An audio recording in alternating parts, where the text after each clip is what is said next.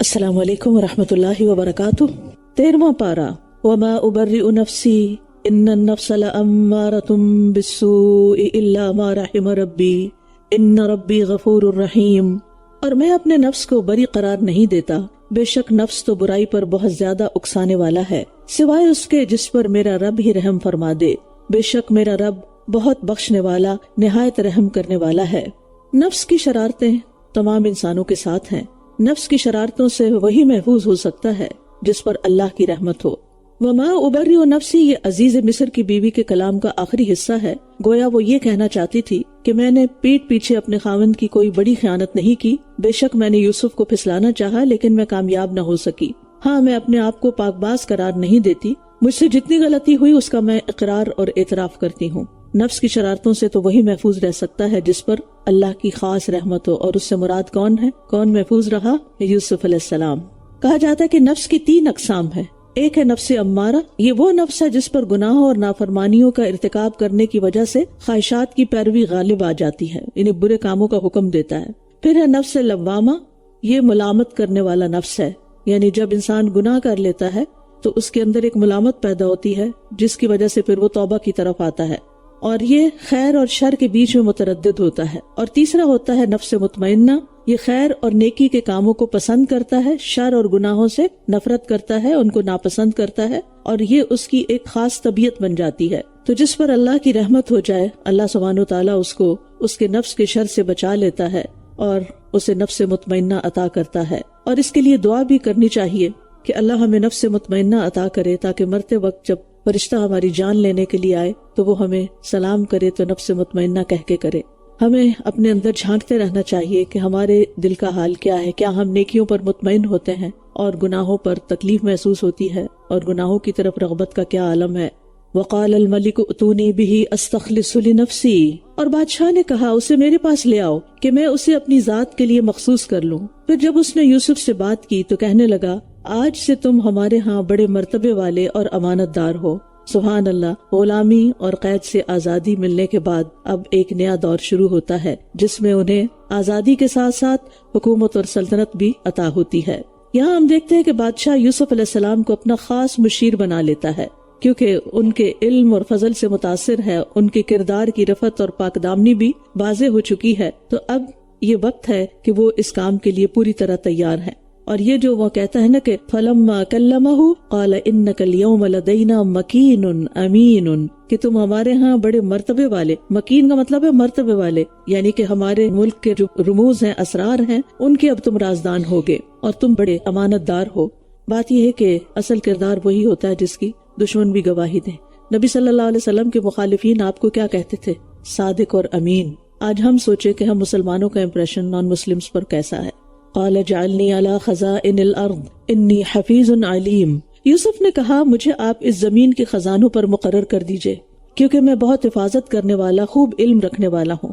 تو اسے پتہ چلتا ہے کہ خاص حالات میں اپنی خاص صفات کا ذکر کرنے کا جواز ملتا ہے، یعنی انسان کے لیے جائز ہے کہ اس کے پاس اگر کوئی علم ہے، کوئی سکل ہے، کوئی فضیلت ہے تو اس کا وہ اظہار کر دے تاکہ دوسرے لوگ اس سے فائدہ اٹھا سکیں۔ عام حالات میں عام صفات کو بیان کرنا درست نہیں، لیکن جب کوئی خاص مقصد ہو، کوئی خاص موقع ہو جہاں پر اس کو بیان کرنے سے کوئی لوگوں کو فائدہ پہنچ سکے تو اس کو ذکر کرنے میں کوئی حرج نہیں۔ لیکن اس کے علاوہ اپنے نفس کا تزکیہ کرنا اور اپنے اعمال کو ظاہر کرنا یہ ریاکاری میں شامل ہو جاتا ہے۔ اور اس سے یہ بھی پتہ چلتا ہے کہ اگر آپ میں اللہ تعالیٰ نے کسی کام کے کرنے کی صلاحیت رکھی ہے تو اس سے فائدہ پہنچائیں، لوگوں کو، خود کو پیش کریں، آگے بڑھیں اور وہ کام کریں۔ کثر نفسی کرتے ہوئے صرف یہ کہنا کہ نہیں میں تو کسی کام کے قابل نہیں اور کاموں کو خراب ہوتے رہنے دینا، یہ درست نہیں۔ مثلا اگر کوئی کام خراب ہو رہا اور آپ کو پتا کہ آپ کو اس کو صحیح کرنے کا طریقہ آتا ہے تو آگے بڑھیں اور اس کو صحیح کریں۔ اس موقع پر اس خاص حالت میں یہی نیکی ہے اور یہ پیچھے رہنا کوتاہی ہے۔ وَكَذَلِكَ مَكَّنَّا لِيُوسُفَ فِي الْأَرْضِ، اور اسی طرح ہم نے یوسف کو اس زمین میں اقتدار دیا، یعنی مصر میں، وہ اس میں جہاں چاہتا قیام کرتا تھا۔ ہم جسے چاہتے ہیں اپنی رحمت پہنچا دیتے ہیں اور ہم نیکی کرنے والوں کا اجر ضائع نہیں کرتے۔ اس پر تو یقین کر لیجئے کہ آپ کی نیکی کبھی ضائع ہوگی ہی نہیں، چاہے سامنے والا اس کو مانے یا نہ مانے۔ اب ہم دیکھتے ہیں کہ یوسف علیہ السلام کو مصر میں اقتدار مل گیا ہے اور پھر ہر طرح کی آزادی ہے اور پورے اختیارات ہیں، جو چاہیں کریں، جہاں چاہیں رہیں۔ اور یہ انہیں ملا ہے کس چیز کے صلے میں؟ احسان کرنے کے صلے میں، محسن بننے کے صلے میں۔ انہوں نے بھائیوں کے حسد کو برداشت کیا، کنویں میں صبر کیا، غلامی اور جیل میں صبر کیا، اور اللہ تعالیٰ کے حرام کردہ کاموں پر بھی صبر کیا، یعنی جن کی طرف اس عورت نے ان کو دعوت دی تھی۔ تو یہ سب کچھ احسان کے درجے میں تھا۔ تو صبر کی وجہ سے اللہ سبحانہ تعالیٰ بندوں کو عزت بھی عطا کرتا ہے۔ وقتی طور پر مشکلات ضرور ہوتی ہیں، لیکن اس کے بعد اچھے دن بھی آتے ہیں۔ ہر انسان کی زندگی میں اتار چڑھاؤ ہوتا رہتا ہے۔ جہاں انسان کو عزت ملتی ہے، ترقی ملتی ہے، مال و دولت ملتا ہے، وہاں کبھی لین پیچ بھی زندگی میں آ جاتا ہے۔ ایسے حالات بھی آ جاتے ہیں جو ڈارکنیس کی طرح ہوتے ہیں، لیکن وہ حالات پھر بدل جاتے ہیں، پھر دن چڑھ آتا ہے۔ تو اس لیے انسان کو کبھی بھی مایوس نہیں ہونا چاہیے۔ وَلَأَجْرُ الْآخِرَةِ خَيْرٌ لِّلَّذِينَ آمَنُوا وَكَانُوا يَتَّقُونَ، اور جو لوگ ایمان لائے اور تقوی اختیار کرتے رہے، یقیناً ان کے لیے آخرت کا اجر بہت بہتر ہے۔ یعنی بعض اوقات انسان نیکیاں کرتا ہے اور اس کے اجر کی توقع دنیا میں ہی لگا بیٹھتا ہے کہ میں نے تو اچھا کیا، میرے ساتھ اچھا کب ہوگا۔ لیکن اللہ سبحانہ وتعالیٰ دنیا میں بھی اچھا کرتے ہیں، کبھی اس کی زندگی میں ہی، کبھی اس کے مرنے کے بعد بھی۔ ابراہیم علیہ السلام محسن تھے، اللہ تعالیٰ نے فرمایا کہ ہم نے اس کو اس کا اجر دنیا میں بھی دیا اور آخرت میں بھی وہ صالحین میں سے ہوگا۔ تو دنیا میں اگر ہماری توقعات کے مطابق ہماری چیزیں نہ بھی ہوں تو اس بات پر یقین رکھنا چاہیے کہ اللہ سبحانہ وتعالیٰ آخرت میں ضرور اجر عطا کریں گے۔ اب ایک اور سین بدلتا ہے، وَجَاءَ إِخْوَةُ يُوسُفَ وَدَخَلُوا عَلَيْهِ فَعَرَفَهُمْ وَهُمْ لَهُ مُنْكِرُونَ، اور یوسف کے بھائی مصر آئے، پھر اس کے پاس بھی آئے تو اس نے انہیں پہچان لیا جبکہ وہ اس سے انجان رہے۔ بھائیوں نے نہیں پہچانا، یوسف علیہ السلام نے پہچان لیا۔ وہ تو کنویں میں پھینک کے فارغ ہو چکے تھے، اور جب یوسف نے ان کا سامان تیار کر کے انہیں دیا تو کہا، تم اپنے اس بھائی کو میرے پاس لے کر آنا جو تمہارے باپ کی طرف سے ہے۔ کیا تم دیکھ نہیں رہے کہ میں پیمانہ پورا پورا بھر کر دیتا ہوں اور میں بہترین مہمان نواز بھی ہوں؟ یہ اس وقت کا واقعہ ہے جب خوشحالی کے 7 سال گزرنے کے بعد قحط سالی شروع ہو گئی، جس کی وجہ سے مصر کے تمام علاقوں اور شہروں میں قحط پڑ گیا، حتیٰ کہ اس کے اثرات فلسطین یعنی کنعان تک بھی جا پہنچے، جہاں پر حضرت یعقوب اور ان کے بچے یعنی حضرت یوسف کے بھائی رہائش پذیر تھے۔ تو حضرت یوسف نے اپنے حسن تدبیر سے اس قحط سالی سے نمٹنے کے جو انتظامات کیے تھے وہ کام آ گئے، اور ہر طرف سے لوگ یوسف علیہ السلام کے پاس غلہ لینے کے لیے آ رہے تھے، اور یہ بات کنعان تک پہنچی، لہٰذا وہاں سے وہ بھی مصر آئے تاکہ غلہ لے کر آئیں۔ یوسف علیہ السلام نے اپنا تعارف نہیں کرایا، انجان بن کر بھائیوں سے باتیں پوچھنا شروع کی کہ تم کون ہو، کہاں سے آئے ہو، تمہارے کتنے بھائی ہیں، کہاں کہاں ہوتے ہیں۔ تو انہوں نے سب بتا دیا ہوگا کہ ایک تو جنگل میں مارا گیا تھا اور باقی یہ ہے کہ ہم 10 بھائی ہیں، لیکن انہیں نہیں پتا تھا کہ وہ بات کس سے کر رہے ہیں، کیونکہ اتنے سالوں کے بعد ویسے بھی انہوں نے اتنی توجہ نہیں دی ہوگی، اور وہ تو یہ گمان بھی نہیں کرتے ہوں گے کہ یوسف علیہ السلام یہاں تک پہنچ سکتے ہیں، اور ساتھ ہی ان کو دھمکی بھی دی، پھر اگر تم اسے میرے پاس نہ لائے، یعنی جو بھائی پیچھے چھوڑ کر آئے بنیامین، تو میرے پاس تمہارے لیے کوئی پیمانہ نہیں ہوگا اور نہ ہی تم میرے قریب آنا۔ انہوں نے کہا، ہم اس کے والد کو ضرور اس کے بارے میں آمادہ کریں گے اور ہم ضرور ایسا کرنے والے ہیں۔ یہ نہیں کہا کہ اپنے والد کو، کہا اس کے والد کو۔ اور اس نے اپنے غلاموں سے کہہ دیا کہ ان کی رقم ان کے سامان سفر ہی میں رکھ دو، تاکہ جب وہ اپنے گھر والوں کی طرف لوٹ کر جائیں تو وہ اسے پہچان لیں، ہو سکتا ہے کہ وہ دوبارہ آئیں۔ پھر جب وہ اپنے والد کے پاس لوٹ کر گئے تو کہنے لگے، اے ابا جان، ہم سے پیمانہ روک دیا گیا ہے، آپ ہمارے بھائی کو ہمارے ساتھ بھیج دیں کہ ہم نہ بھر کر غلہ لائیں اور ہم ضرور اس کی حفاظت کریں گے۔ اب قحط میں سب سے زیادہ ضرورت تو غلے کی تھی، اور ان کو نظر آ رہا تھا کہ جو ہم لے کر آئے ہیں یہ بہت دن نہیں چلنے والا، اس لیے جان بچانے کے لیے واپس تو جانا ہی پڑے گا، لیکن یہ کہ اس کے لیے شرط رکھ دی گئی ہے کہ دوسرے بھائی کو بھی لے کر آئے، لہٰذا غلہ ملنے کی یہی ایک صورت تھی، تو انہوں نے کسی نہ کسی طرح والد کو منا لیا۔ یعقوب علیہ السلام نے کہا، کیا میں اس کے معاملے میں یعنی بنیامین کے معاملے میں تم پر اعتبار کروں جیسا میں نے اس سے پہلے اس کے بھائی کے معاملے میں تم پر اعتبار کیا تھا؟ بس اللہ ہی بہترین حفاظت کرنے والا ہے، اور وہی سب رحم کرنے والوں سے زیادہ رحم کرنے والا ہے۔ ابن کثیر کہتے ہیں کہ یعقوب علیہ السلام نے یوسف علیہ السلام کو بھائیوں کے ساتھ بھیجتے وقت صرف یہ کہا تھا، وَأَخَافُ أَن يَأْكُلَهُ الذِّئْبُ، میں ڈرتا ہوں کہ اس کو بھیڑیا کھا جائے گا۔ اور اب جو بھائی بھیج رہے تھے اس وقت کیا کہا، فَاللَّهُ خَيْرٌ حَافِظًا وَهُوَ أَرْحَمُ الرَّاحِمِينَ۔ تو کہتے ہیں کہ جب یہ کہہ کے بھیجا تو نہ صرف یہ کہ یوسف کا بھائی واپس آیا بلکہ یوسف بھی آ گئے، یعنی دونوں باتوں میں فرق ہے۔ تو اس سے پتہ چلتا ہے کہ اگر ہم صرف اپنے اندیشے ظاہر کرتے رہیں تو اس کا نتیجہ کچھ اور نکلے گا، اور اگر ہم اس اندیشے اور خوف کے وقت بھی معاملات کو اللہ کے سپرد کر دیں اور اچھی بات زبان سے نکالیں اور اللہ سے دعا کریں تو نتیجہ کچھ اور ہوگا، لیکن ہوتا تو سب کچھ اللہ کے اذن سے ہی ہے۔ وما توفیقی الا باللہ، میں تو وہی نیکی کر سکتا ہوں جس کی مجھے اللہ توفیق دے۔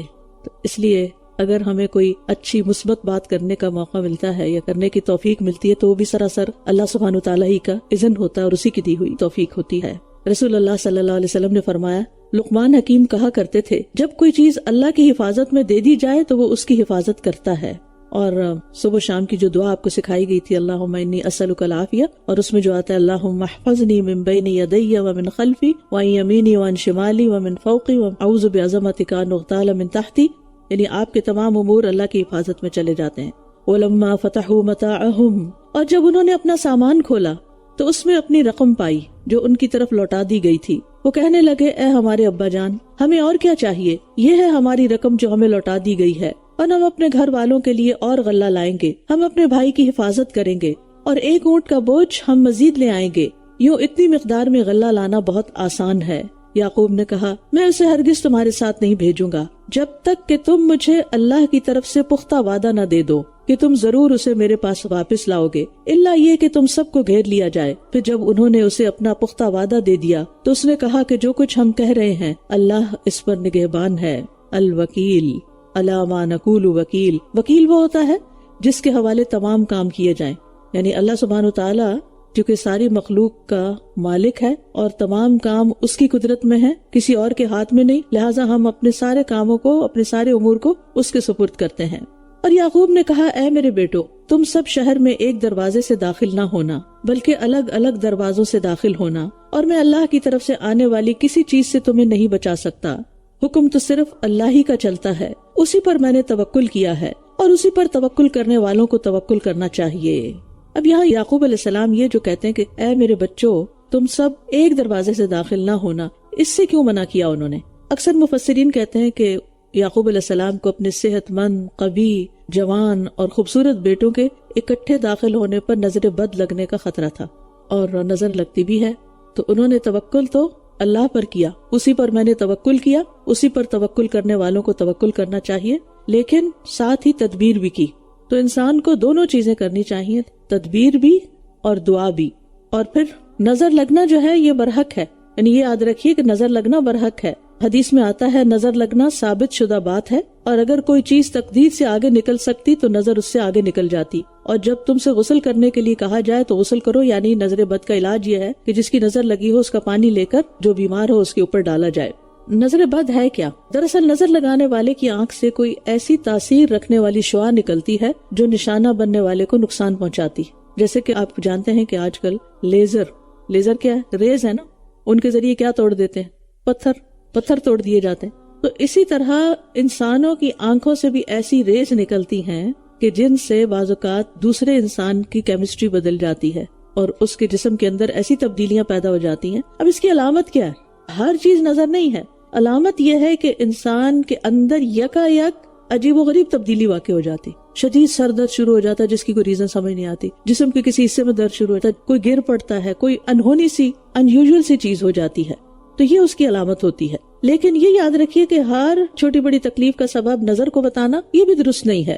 کرنا کیا چاہیے؟ ایک تو یہ ہے کہ جب کسی کی کوئی اچھی چیز دیکھیں تو دیکھتے ہی حسد نہ کریں بلکہ ماشاءاللہ کہ خوش ہوں اور برکت کی دعا دیں کہ اللہ تعالیٰ اس میں برکت دے، اللہم بارک فی، بارک اللہ فیکم، بارک اللہ لکم، جو بھی آپ کہیں۔ اور اگر کوئی اپنی چیز دیکھ رہا ہو، ان دونوں میں فرق ہے، کسی کی چیز دیکھیں گے اچھی تو خوش ہو کر کیا کہیں گے؟ بارک اللہ فیکم، اور اگر اپنے اندر کوئی چیز اچھی دیکھیں گے تو پھر ماشاءاللہ لا قوت الا باللہ، اپنے گھر کو دیکھیں گے، اپنے بچوں کو دیکھیں گے، اپنی کسی بھی چیز کو دیکھیں تو پھر ماشاءاللہ لا قوت الا باللہ۔ تو اپنی ہر پیاری چیز پر پڑھنے کی ترغیب ہے اس میں۔ نظر لگ جائے تو کیا کریں؟ دو طریقے ہیں، ایک تو یہ کہ جس کی نظر لگی ہے اس سے غسل کروا کر پانی نظر کے مریض پر ڈالا جائے، یعنی کم از کم گردن اور کندھے اور پچھلے پورے حصے پر، اور دوسرا طریقہ یہ ہے کہ دم کیا جائے، اور دم آپ اپنے آپ پہ خود بھی کر سکتے ہیں اور کسی اور سے بھی کروا سکتے ہیں۔ نبی صلی اللہ علیہ وسلم اپنے دونوں نواسوں پر خود دم کیا کرتے تھے۔ اعوذکما بکلمات اللہ التامۃ من کل شیطان وہامۃ ومن کل عین لامہ، کیونکہ بچے معصوم ہوتے ہیں نا، پیارے ہوتے ہیں، تو ان کو نظر جلدی لگتی ہے، تو ان کو حصار میں دے دیں۔ پھر اسی طرح ایک مرتبہ جبریل علیہ السلام نبی صلی اللہ علیہ وسلم کے پاس آئے، کہنے لگے اے محمد آپ بیمار ہو گئے ہیں؟ کہا ہاں، تو انہوں نے کہا بسم اللہ ارقیک من کل شیء یؤذیک من شر کل نفس او عین حاسد اللہ یشفیک بسم اللہ ارقیک۔ تو عبادہ بن صامت کہتے ہیں کہ آپ کو بخار تھا، پچھلے پہر جبریل علیہ السلام نے دم کیا، شام کو آپ بہترین حالت میں ہو گئے۔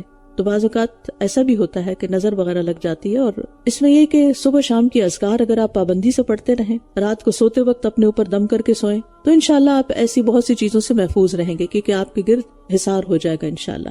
اور آسمان سے اترنے والی کتابوں میں سورۃ فاتحہ سب سے عظیم سورت ہے، لہٰذا سورۃ فاتحہ پڑھ کر بھی دم کیا جا سکتا ہے، معوذتین پڑھ کے دم کیا جا سکتا ہے۔ ان الحکم الا للہ علیہ توکلت وعلیہ فلیتوکل المتوکلون، لیکن اسباب اختیار کرنے کے باوجود بھروسہ اللہ کی ذات پر کرنا چاہیے۔ تمام معاملات اللہ کے ہاتھ میں ہیں، انہیں تکلیف بھی اسی کے اذن سے آتی ہے اور شفا بھی اسی کے اذن سے ہوتی ہے۔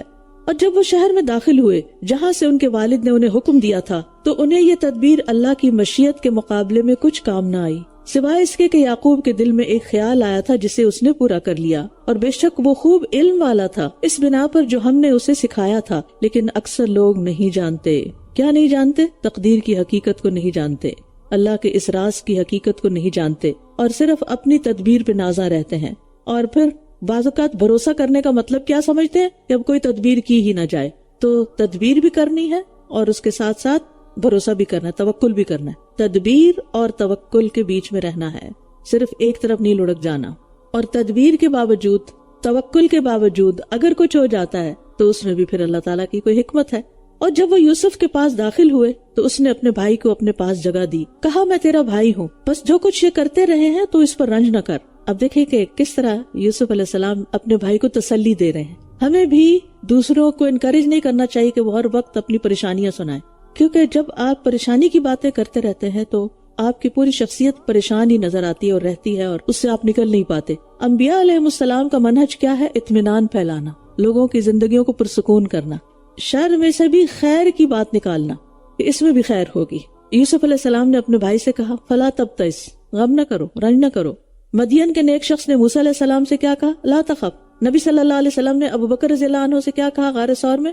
لا تحزن، لا تبتئس، لا تخف، لا تحزن۔ یہ آپ اپنے آپ کو بھی کہا کریں جب کبھی آپ کسی ایسے پریشر کا شکار ہوں، کیونکہ بے قراری اور بے چینی کی گھڑیوں میں کسی کے اندر دل کا اطمینان ڈالنا، اطمینان پھیلانا، یہ انبیاء کی سنت ہے۔ اس سنت پر عمل کیجئے، یعنی ایسی باتیں نہ کرے کہ دوسرا اگر کم پریشان ہے تو آپ کی بات سے اور پریشان ہو جائے، اور خاص طور پر کسی بیمار کی عادت کرتے ہوئے یا کسی دکھی شخص کا دکھ سنتے ہوئے، یعنی ایسی ہمدردی نہ کرے کہ جس سے آپ بھی ساتھ دکھی ہو بڑھیں اور پھر آپ بھی رونا شروع کر دیں اور یوں سمجھے کہ شاید آپ اس کو دلاسا دے رہے ہیں۔ ایسے نہیں ہوتا، آپ مضبوط دل سے رہیں اور اللہ پہ بھروسہ کریں، کیونکہ کوئی بھی تکلیف اللہ کے اذن کے بغیر نہیں آتی، اور جو اللہ پہ بھروسہ کر لیتا ہے اللہ اس کے دل کو تھام لیتا ہے، یہدی قلبہ، اس کو رہنمائی دے دیتا ہے، اس کا خیال بدل دیتا ہے، اس کا دھیان بدل دیتا ہے، وہ پھر کسی پازیٹیو ایکٹیویٹی میں لگ جاتا ہے۔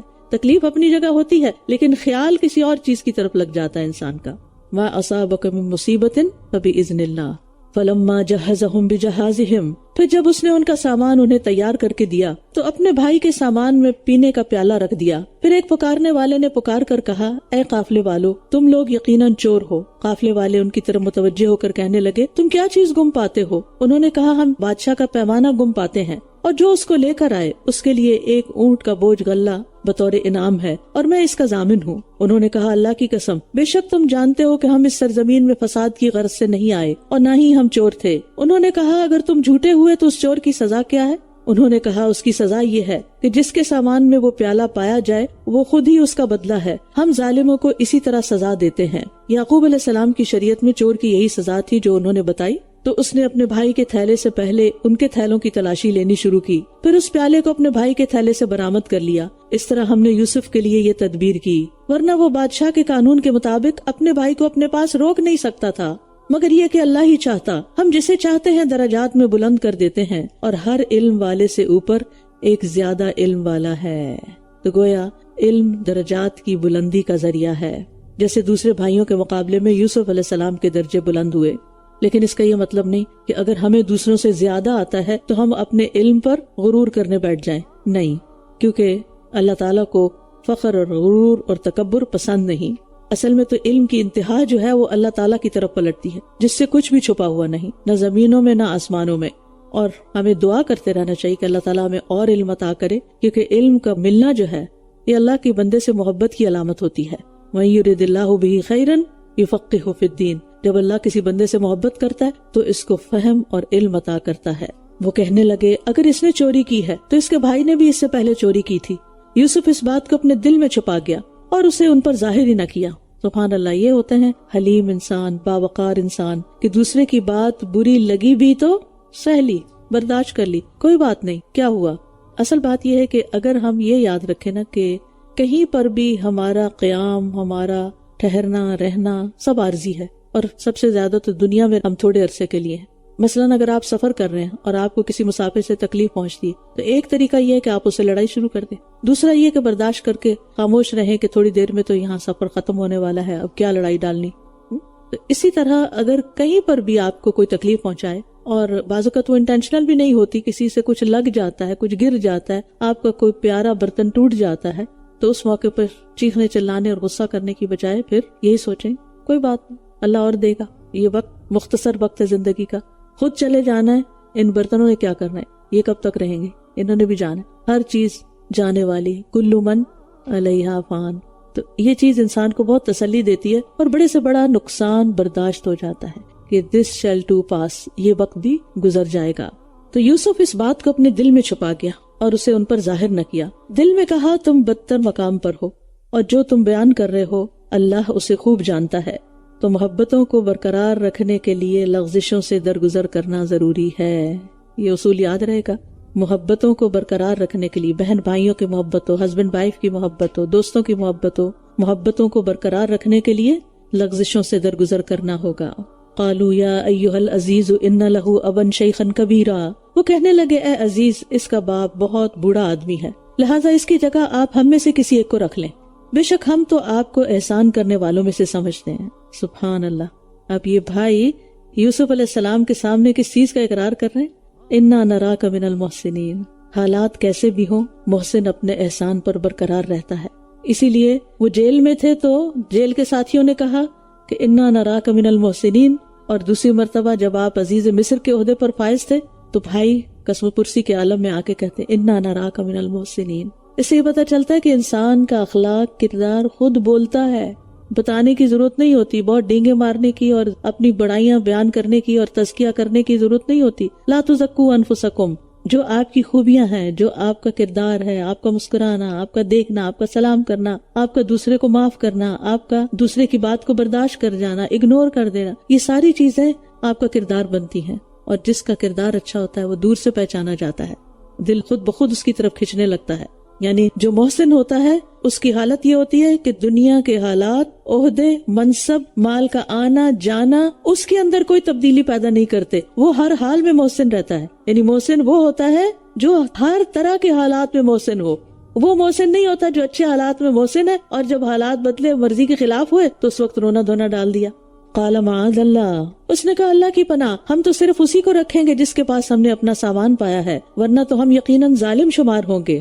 اب یوسف علیہ السلام اپنے بھائی کو پاس بھی رکھنا چاہتے تھے اور چور بھی نہیں کہنا چاہتے تھے، تو انہوں نے یہ نہیں کہا کہ ہم چور کو اپنے پاس رکھیں گے۔ جملے کا انداز دیکھیے، ان ناخذ الا من وجدنا متاعنا عنده، جس کے پاس سے ہمارا سامان ملا ہے ہم اس کو اپنے پاس رکھیں گے۔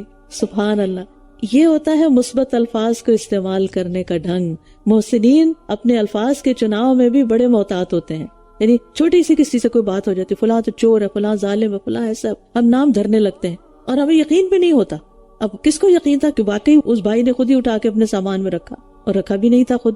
پھر جب وہ اس سے مایوس ہو گئے، یعنی عزیز مصر تو بات نہیں مان رہے، تو الگ ہو کر چپ کے مشورہ کرنے لگے۔ ان کے بڑے نے کہا کیا تم جانتے نہیں کہ تمہارے والد نے تم سے اللہ کے نام پر پختہ عہد لیا تھا، اور اس سے پہلے تم یوسف کے معاملے میں جو کوتاہی کر چکے ہو مجھے یاد ہے، لہٰذا میں تو اس زمین سے ہرگز نہ ٹلوں گا یہاں تک کہ میرے والد مجھے اجازت دیں، یا اللہ میرے لیے کوئی فیصلہ کر دے، اور وہ سب سے بہتر فیصلہ کرنے والا ہے۔ یہ وہی بڑے بھائی ہیں جنہوں نے یوسف علیہ السلام کو قتل کرنے سے منع کیا تھا۔ تم سب اپنے والد کی طرف لوٹ جاؤ اور کہو اے ہمارے ابا جان، بے شک آپ کے بیٹے نے چوری کی تھی اور ہم نے وہی گواہی دی جس کا ہمیں علم تھا، اور ہم غیب کی حفاظت کرنے والے نہ تھے، ہمیں نہیں پتا کہ چھپ کے وہ کیا کر رہا تھا، اور آپ اس بستی والوں سے پوچھ لیں جہاں ہم تھے اور اس قافلے سے بھی جس میں ہم آئے ہیں، اور یقیناً ہم بالکل سچے ہیں۔ اس نے کہا نہیں، بلکہ تمہارے نفسوں نے ایک کام کو تمہیں اچھا کر دکھایا ہے، اب تو صبر ہی اچھا ہے، امید ہے کہ اللہ ان سب کو میرے پاس لے آئے گا، بے شک وہی بہت علم والا، خوب حکمت والا ہے۔ یہ ہوتے ہیں رسولوں کے حوصلے، شکوہ شکایت اور جزا فضا سے دور رہتے ہیں۔ اب یہاں آپ دیکھیے کہ 3 بچے دور ہو گئے، لیکن وہ ہر دفعہ کیا کہتے ہیں؟ یوسف علیہ السلام کے کھونے پہ بھی کیا کہا؟ فصبر جمیل. اب بھی کہہ رہے ہیں فصبر جمیل، اور اتنے آپٹمسٹک ہیں، کہتے ہیں عسى الله ان ياتيني بهم جميعا، اللہ ان سب کو لے آئے گا. آپ ان کی جگہ اپنے آپ کو رکھ کے دیکھیں اور بولنے کی ہمت کریں اس جملے کو. آپ کے 3 بچے کھو چکے ہوں، ہاتھ سے نکل چکے ہیں، اور کہیں اللہ ان کو لے آئے گا. آپ کا کوئی سامان کھو جائے، ہوتا ہے نا، یعنی کوئی چیز گم جاتی ہے، کوئی کچھ گر جاتی ہے، تو اس کے بعد ہمارا طرز عمل کیا ہوتا ہے؟ ہم اللہ پہ امید کم رکھتے ہیں کہ امید ہے اللہ اس کو مجھے واپس دلا دے گا. اللہ کو پتا ہے وہ جہاں ہے اللہ لے آئے گا اس کو، لیکن ہم یہ نہیں کہتے. ہم صرف جزا فضا کرتے ہیں، دوسروں کو بلیم کرنا شروع کر دیتے ہیں. تو ہمیشہ دل میں امید کا چراغ روشن رکھا کریں، اور یہ بھی یاد رکھیے کہ سختی کی انتہا کے بعد نکلنے کا راستہ بنتا ہے، اور یہ اللہ کا طریقہ ہے. رات جب بہت اندھیری ہو جاتی ہے تو اس میں سے صبح کی روشنی پھوٹتی ہے. اس لیے ہمیشہ اللہ سے حسن ظن رکھیں، اچھا گمان رکھیں، کیونکہ اللہ تعالیٰ بندے کے ساتھ کیسا معاملہ کرتا ہے؟ اس کے گمان کے مطابق. تو یعقوب علیہ السلام اگرچہ بہت دکھی تھے، لیکن ہمیشہ پر امید رہتے تھے، اچھا گمان رکھتے تھے. وَتَوَلَّى عَنْهُمْ، اور اس نے ان سے منہ پھیر لیا اور کہنے لگا ہائے افسوس یوسف پر. اور اس کی دونوں آنکھیں غم سے سفید ہو گئی تھی، یعنی نابینا ہو گئے تھے، اور وہ غم سے بھرا ہوا تھا. اب یہاں پر آپ دیکھیے کہ حزن کی بات آئی. حزن وہ غم ہوتا ہے جس کو انسان چھپا جاتا ہے، لیکن بسی و حزنی وہ غم ہوتا ہے جو انسان چھپا نہیں سکتا. بسا کا مطلب ہوتا ہے نا پھیلا دیے، اس کی خبر پھیل جاتی ہے. تو اس سے پتہ چلتا ہے کہ مصیبت پر آنسو بہانا جائز ہے، لیکن چہرہ پیٹنا، بال نوچنا، سینہ کو بھی کرنا، گریبان چاک کرنا، یہ درست نہیں. زبان سے اللہ کی ناراضگی کا ایک کلمہ بھی نہیں نکالنا چاہیے. اور جہاں تک آنسو بہنے کا تعلق ہے تو یہ تو اللہ کی رحمت ہوتی ہے جو کسی بندے کے دل میں ڈال دیتا ہے.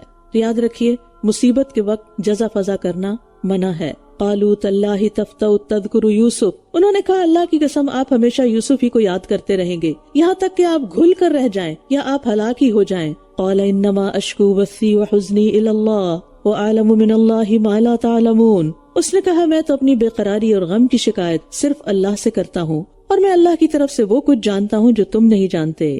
یعقوب علیہ السلام نے غم کے وقت کیا کہا؟ انما اشکو بثی وحزنی الی اللہ. زکریا علیہ السلام نے اپنی فکر اللہ کے سامنے رکھی، وانی خفت الموالی من ورائی. ایوب علیہ السلام نے تکلیف کے وقت کیا کہا؟ انی مسنی الضر وانت ارحم الراحمین. موسیٰ علیہ السلام نے مشکل گھڑی میں کیا کہا؟ ربی انی لما انزلت الی من خیر فقیر. سبحان اللہ، ہر مشکل میں رجوع اللہ ہی کی طرف. بس قرآن پڑھنے کا یہی مقصد ہے کہ ہم بھی اپنی عملی زندگی میں یہی طریقہ اختیار کریں. یا بنی یذهبوا فتحسسوا من یوسف واخیہ ولا تیأسوا من روح اللہ انہ لا ییأس من روح اللہ الا القوم الکافرون. اے میرے بیٹو جاؤ اور یوسف اور اس کے بھائی کا سراغ لگاؤ، اور اللہ کی رحمت سے مایوس نہ ہونا، بے شک اللہ کی رحمت سے صرف کافر لوگ ہی مایوس ہوتے ہیں. لہٰذا اب وہ دوبارہ جاتے ہیں. فلما دخلوا علیہ، پھر جب وہ اس کے پاس داخل ہوئے تو کہنے لگے اے عزیز، ہمیں اور ہمارے گھر والوں کو تکلیف پہنچی ہے اور ہم معمولی سرمایہ لائے ہیں، بس آپ ہمیں غلے کا پورا پیمانہ دیجئے اور ہم پر صدقہ کیجئے، بے شک اللہ صدقہ کرنے والوں کو اچھا بدلہ دیتے ہیں. دیکھیے ان کے حالات کہاں تک جا پہنچے. دوسروں کے خلاف چالیں چلنا اور دوسروں کا برا چاہنا، یہ دراصل اپنا ہی برا چاہنا ہوتا ہے. اس نے کہا کیا تم جانتے ہو کہ جب تم نادان تھے تو تم نے یوسف اور اس کے بھائی کے ساتھ کیا سلوک کیا تھا؟ اب معاملے کی حقیقت بتانے کا وقت آ گیا تھا، کیونکہ اب جب انہوں نے صدقہ مانگ لیا تو یوسف علیہ السلام کو رحم آ گیا ہوگا کہ یہ کس حال کو پہنچ چکے ہیں اپنے ہی کیے کی بدولت. تو اب انہوں نے سوال کے انداز میں اپنا تعارف کرایا، کوئی احسان نہیں جتایا، کوئی روب نہیں جتایا، کوئی تانا نہیں دیا، کوئی طنز نہیں کیا، اور یہ کہا اذ انتم جاہلون، جب تم نادان تھے. یہ نہیں کہا وانتم ظالمون، جب تم ظلم ڈھا رہے تھے. جتایا بھی نہیں. یہ ہے بلند ترین اخلاق کہ کسی کا قصور جتانا بھی نہیں. انہوں نے کہا کیا واقعی تم ہی یوسف ہو؟ اس نے کہا میں یوسف ہوں اور یہ میرا بھائی ہے. یقیناً اللہ نے ہم پر احسان کیا ہے، بے شک جو تقوی اختیار کرے اور صبر کرے تو یقیناً اللہ احسان کرنے والوں کا اجر ضائع نہیں کرتا. انہ من یتقی ویصبر فان اللہ لا یضیع اجر المحسنین. یہ پکا یاد رکھنے والا سبق ہے، کبھی نہ بھولے انسان کہ تقوی اور صبر کے نتائج اور ثمرات کیا ہوتے ہیں. تو یہ 3 چیزیں تھیں جو یوسف علیہ السلام کے اچھے انجام کا سبب بنی، تقوی، صبر اور احسان. اور اس صورت کا خلاصہ اس آیت میں آ گیا ہے. اس سارے قصے سے جو سبق ملتا ہے وہ یہاں بیان کر دیا گیا ہے. انہوں نے کہا اللہ کی قسم، یقیناً اللہ نے تمہیں ہم پر فوقیت دی ہے اور بے شک ہم ہی خطا کار تھے۔ اس نے کہا آج تم پر کوئی ملامت نہیں۔ اللہ اکبر، ایسے ہوتے ہیں محسن، اللہ تمہاری بخشش فرما دے، سبحان اللہ۔ اور وہ رحم کرنے والوں میں سب سے زیادہ رحم کرنے والا ہے۔ خود بھی ملامت نہیں کی، اللہ سے دعا کر رہے ہیں ان کے لیے اور اللہ کی رحمت کی امید رکھتے ہیں۔ تو اس سے پتہ چلتا ہے کہ جو نادم ہو کر آئے اس کو ملامت نہیں کرنی چاہیے کہ اب یاد آ گیا تمہیں توبہ کرنا، اور درگزر کرنے کے ساتھ ساتھ دعا بھی دینی چاہیے۔ درگزر کرنے سے عزت میں اضافہ ہوتا ہے۔ کہنے لگے میری یہ قمیص لے جاؤ اور اسے میرے والد کے چہرے پر ڈال دو، وہ دیکھنے لگیں گے، اور اپنے سب گھر والوں کو میرے پاس لے آؤ۔ عجب قمیص تھی، کبھی یوسف کو بھیڑیے کے کھا جانے کے ثبوت کے طور پر پیش کی گئی اور وہ والد کو نابینا کر گئی، کبھی یوسف پر ارادہ زنا کی تہمت لگی تو یہ ان کی صفائی کا ذریعہ بن گئی، اور اب اللہ کا حکم ہوا تو یعقوب کی بنائی واپس ملنے کا ذریعہ بن گئی۔ ایک ہی چیز ہے، مختلف اثرات ہیں، تو کمال قمیص کے اندر ہے یا اللہ کے ہاتھ میں ہے؟ لیکن ہم بھول جاتے ہیں، ہم سمجھتے ہیں یہ جو چیز ہے نا اس کی وجہ سے مجھے خیر ملی ہے۔ نہیں، ہر چیز اللہ کی طرف سے ہوتی ہے۔ تو کہانی کا آغاز بھی قمیص سے ہوا اور اختتام بھی قمیص سے ہی ہوتا ہے۔ جہاں سے غم آیا یعقوب علیہ السلام کے پاس، وہیں سے خوشی بھی آئی۔ کتنا عام سبق ہے یہ ملنے کا، جہاں سے غم ملا وہیں سے خوشی ملی۔ قمیص دیکھ کر پریشان ہوئے، قمیص دیکھ کر دیکھنے لگ گئے، بینا ہو گئے۔ اور جب قافلہ مصر سے روانہ ہوا تو ان کے والد نے کہا اگر تم مجھے بہکا ہوا نہ سمجھو تو واقعی میں یوسف کی خوشبو محسوس کر رہا ہوں۔ انہوں نے کہا اللہ کی قسم آپ ابھی تک اپنی پرانی بھول میں ہی ہیں، یعنی اتنا عرصہ گزر جانے کے باوجود آپ کے دل سے یوسف کی محبت نہیں گئی۔ محبت ہوتی ایسی چیز ہے، جو بے غرض محبت ہوتی وہ ایسی ہی ہوتی ہے، وہ چھوٹی چھوٹی باتوں سے یا کسی کے دور جانے سے ختم نہیں ہوتی۔ جس سے آپ کو واقعی اللہ کی خاطر محبت ہوگی، چاہے وہ دنیا سے بھی چلا جائے، وہ فوت بھی ہو جائے، آپ اس کو نہیں بھولیں گے، آپ اس کو اپنی نمازوں میں یاد رکھیں گے، اپنی دعاؤں میں یاد رکھیں گے۔ اپنے والدین کے لیے نفل نمازوں میں سجدے میں دعا کیا کریں، کیونکہ سب سے زیادہ احسان تو ہمارے والدین کا ہم پر ہوتا ہے۔ رب ارحمہما کما ربیانی صغیرا ربنا اغفر لی ولوالدی وللمؤمنین یوم یقوم الحساب۔ پھر جب خوشخبری دینے والے نے آ کر اس کے چہرے پر یوسف کی قمیص ڈالی تو وہ پھر سے دیکھنے والا ہو گیا۔ کہا کیا میں نے تم سے کہا نہ تھا کہ بے شک میں اللہ کی طرف سے وہ کچھ جانتا ہوں جو تم نہیں جانتے۔ وہ کہنے لگے اے ہمارے ابا جان، آپ ہمارے لیے ہمارے گناہوں کی بخشش طلب کیجئے، بے شک ہم ہی خطا کار تھے۔ بھٹکے ہوئے بچے بھی کبھی راہ پہ آ ہی جاتے ہیں۔ اللہ سے پر امید رہیے اور اپنے والدین سے اپنے لیے دعا کروایا کیجئے۔ والدین کی دعائیں اولاد کے حق میں قبول ہوتی ہیں، اور پھر استغفار کب قبول ہوتی ہے؟ جب کہیں انا کنا خاطئین، غلطی ہماری ہے۔ اس نے کہا میں جلد ہی تمہارے لیے اپنے رب سے بخشش مانگوں گا، بے شک وہ بہت بخشنے والا نہایت رحم کرنے والا ہے۔ وہ رات کے پچھلے پہر سحری کے وقت استغفار کرنا چاہتے تھے تاکہ وہ قبول ہو جائے۔ پھر جب وہ سب یوسف کے ہاں داخل ہوئے تو اس نے اپنے والدین کو اپنے پاس جگہ دی اور کہا مصر میں داخل ہو جاؤ، اگر اللہ نے چاہا تو آپ سب امن سے رہیں گے۔ دن پھر گئے سب کے، اور اس نے اپنے والدین کو تخت پر اونچا بٹھایا اور وہ سب اس کے آگے سجدے میں گر پڑے، اور اس نے کہا اے میرے ابا جان، یہ میرے پہلے خواب کی تعبیر ہے، یقیناً میرے رب نے اسے سچا کر دیا، اور واقعی اس نے میرے ساتھ احسان کیا۔ سبحان اللہ، احسان کیا جب اس نے مجھے قید خانے سے نکالا اور آپ سب کو صحرا سے یہاں لے آیا، اس کے بعد کہ شیطان نے میرے اور میرے بھائیوں کے درمیان اختلاف ڈال دیا تھا۔ کتنی مثبت باتیں ہیں، کسی کو الزام نہیں دے رہے سوائے شیطان کے جو کھلا دشمن ہے۔ بے شک میرا رب جو چاہتا ہے اس کی بہترین تدبیر کرنے والا ہے، بے شک وہ بہت علم والا، خوب حکمت والا ہے۔ تو یاد رکھیے خواب کی تعبیر کئی سال بعد بھی پوری ہو سکتی ہے، اس لیے صبر کے ساتھ ان سالوں کو گزاریں، اور جب اچھے حالات آ جائیں تو مشکل حالات کو فراموش نہ کریں، ان کو یاد کرتے رہیں۔ کبھی ایسا ہوتا ہے نا، انسان نے غربت میں دن گزارے ہوتے ہیں، پھر اللہ تعالیٰ بہت دولت دے دیتا ہے، تو اپنی غربت کے حالات اور واقعات نہ خود بھولیں اور بچوں کے آگے بھی ذکر کرتے رہیں کہ ہم نے کیسا وقت گزارا، تاکہ نعمتوں کی قدر رہے۔ اور یہاں ان ربی لطیف، لطیف کی بات ہوئی کہ اللہ تعالیٰ بندوں پر لطف فرمانے والا ہے، مہربانی کرتا ہے، کہ اللہ نے ان کو ویران کنویں میں مرنے کے لیے نہیں چھوڑا، جیل میں ہی نہیں باقی رہنے دیا، اور نہ ان کو فقیر رہنے دیا، نہ مظلوم رہنے دیا، بلکہ کئی سالوں کے بعد وہ خاندان والے بھی اکٹھے ہو گئے، اور دنیاوی اور دینی دونوں اعتبار سے اللہ نے عزت دی۔ رب قد آتیتنی من الملک وعلمتنی من تأویل الاحادیث فاطر السماوات والارض انت ولی فی الدنیا والآخرہ توفنی مسلما والحقنی بالصالحین۔ اے میرے رب، بے شک تو نے مجھے بادشاہت عطا کی اور مجھے باتوں کی حقیقت سکھائی۔ اے آسمانوں اور زمین کے پیدا کرنے والے، دنیا اور آخرت میں تو ہی میرا کارساز ہے۔ مجھے حالت اسلام میں فوت کر اور مجھے صالحین سے ملا دے۔ یوسف علیہ السلام کو جو نعمتیں ملی تھی وہ اپنی انتہا پر تھی، لیکن وہ اس سے بڑی نعمت مانگ رہے ہیں، اور وہ کیا ہے کہ دنیا اور آخرت میں اللہ کا ساتھ ملے، اسلام کی حالت میں موت آئے، فرمانبرداری اور اطاعت میں موت آئے، اور صالحین کا ساتھ ہو، اچھی صحبت، اچھی کمپنی، اچھے لوگ دنیا میں بھی اور آخرت میں بھی۔ اور حقیقت ہے کہ ظاہری اور باطنی لحاظ سے سب سے زیادہ اللہ ہی قریب ہوتا ہے، یعنی اے اللہ تو ہی میرا دوست ہے۔ اور پھر تکمیل نعمت کے لیے اچھی موت کی دعا کرنی چاہیے، ساری زندگی بھی نعمتوں میں گزرے، خاتمہ اچھا نہ ہو تو بدبختی ہے۔ لہذا اللہم توفنا مسلمین واحینا مسلمین والحقنا بالصالحین غیر خزایا ولا مفتونین ذالک من انباء الغیب نوحیہ الیک۔ یہ غیب کی خبروں میں سے ہے جو ہم آپ کی طرف وحی کر رہے ہیں، اور آپ ان کے پاس نہ تھے جب انہوں نے اپنے ارادے پر اتفاق کر لیا تھا اور وہ سازش کر رہے تھے، اور اکثر لوگ ایمان لانے والے نہیں اگرچہ آپ کتنا ہی چاہیں۔ سورۃ یوسف جب شروع ہوئی، یہ قصہ جب شروع ہوا تو یہ ایک سوال کے اوپر تھا، تو اللہ تعالیٰ نے کہا کہ اس میں نشانیاں ہیں، لیکن یہ سارا قصہ سننے کے بعد بھی مشرکین ایمان نہ لائے، تو جس کو اللہ توفیق نہ دے وہ کیسے ایمان لا سکتا ہے؟ اور آپ اس پر ان سے کوئی اجرت طلب نہیں کر رہے، یعنی آپ ان کو یہ نہیں کہہ رہے تھے آپ مسلمان ہو تو میں تم سے کوئی ٹیکس لوں گا، نہیں، ایسا کچھ بھی نہیں۔ یہ تو تمام جہان والوں کے لیے ایک نصیحت ہے، اور آسمانوں اور زمین میں کتنی ہی نشانیاں ہیں جن سے یہ لوگ گزرتے رہتے ہیں، اس حال میں کہ وہ ان سے منہ موڑ جاتے ہیں۔ یہاں غور و فکر نہ کرنے والوں کی مذمت کی جا رہی ہے، اور ان میں سے اکثر لوگ اللہ پر ایمان لاتے ہیں اس حال میں کہ وہ اس کے ساتھ شریک ٹھہرا رہے ہوتے ہیں۔ ہم سوچتے ہیں کہ یہ شاید مشرکین ہی ایسے ہیں۔ بعض لوگ ایمان لانے کے باوجود شرک کرتے ہیں، غیر اللہ کی قسم کھا لیتے ہیں، تیرے سر کی قسم، میرے باپ کی قسم، نعوذ باللہ، یہ شرک ہے۔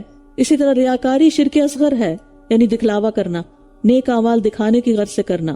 اسی طرح بیماری سے بچنے کے لیے دھاگے، کڑے، منکے وغیرہ لٹکانا، بدشگونی لینا، کاہنوں نجومیوں کے پاس جانا، مستقبل کی خبریں معلوم کرنے والوں کے پاس جانا، ان سب کاموں کو صحیح احادیث میں شرک کہا گیا ہے۔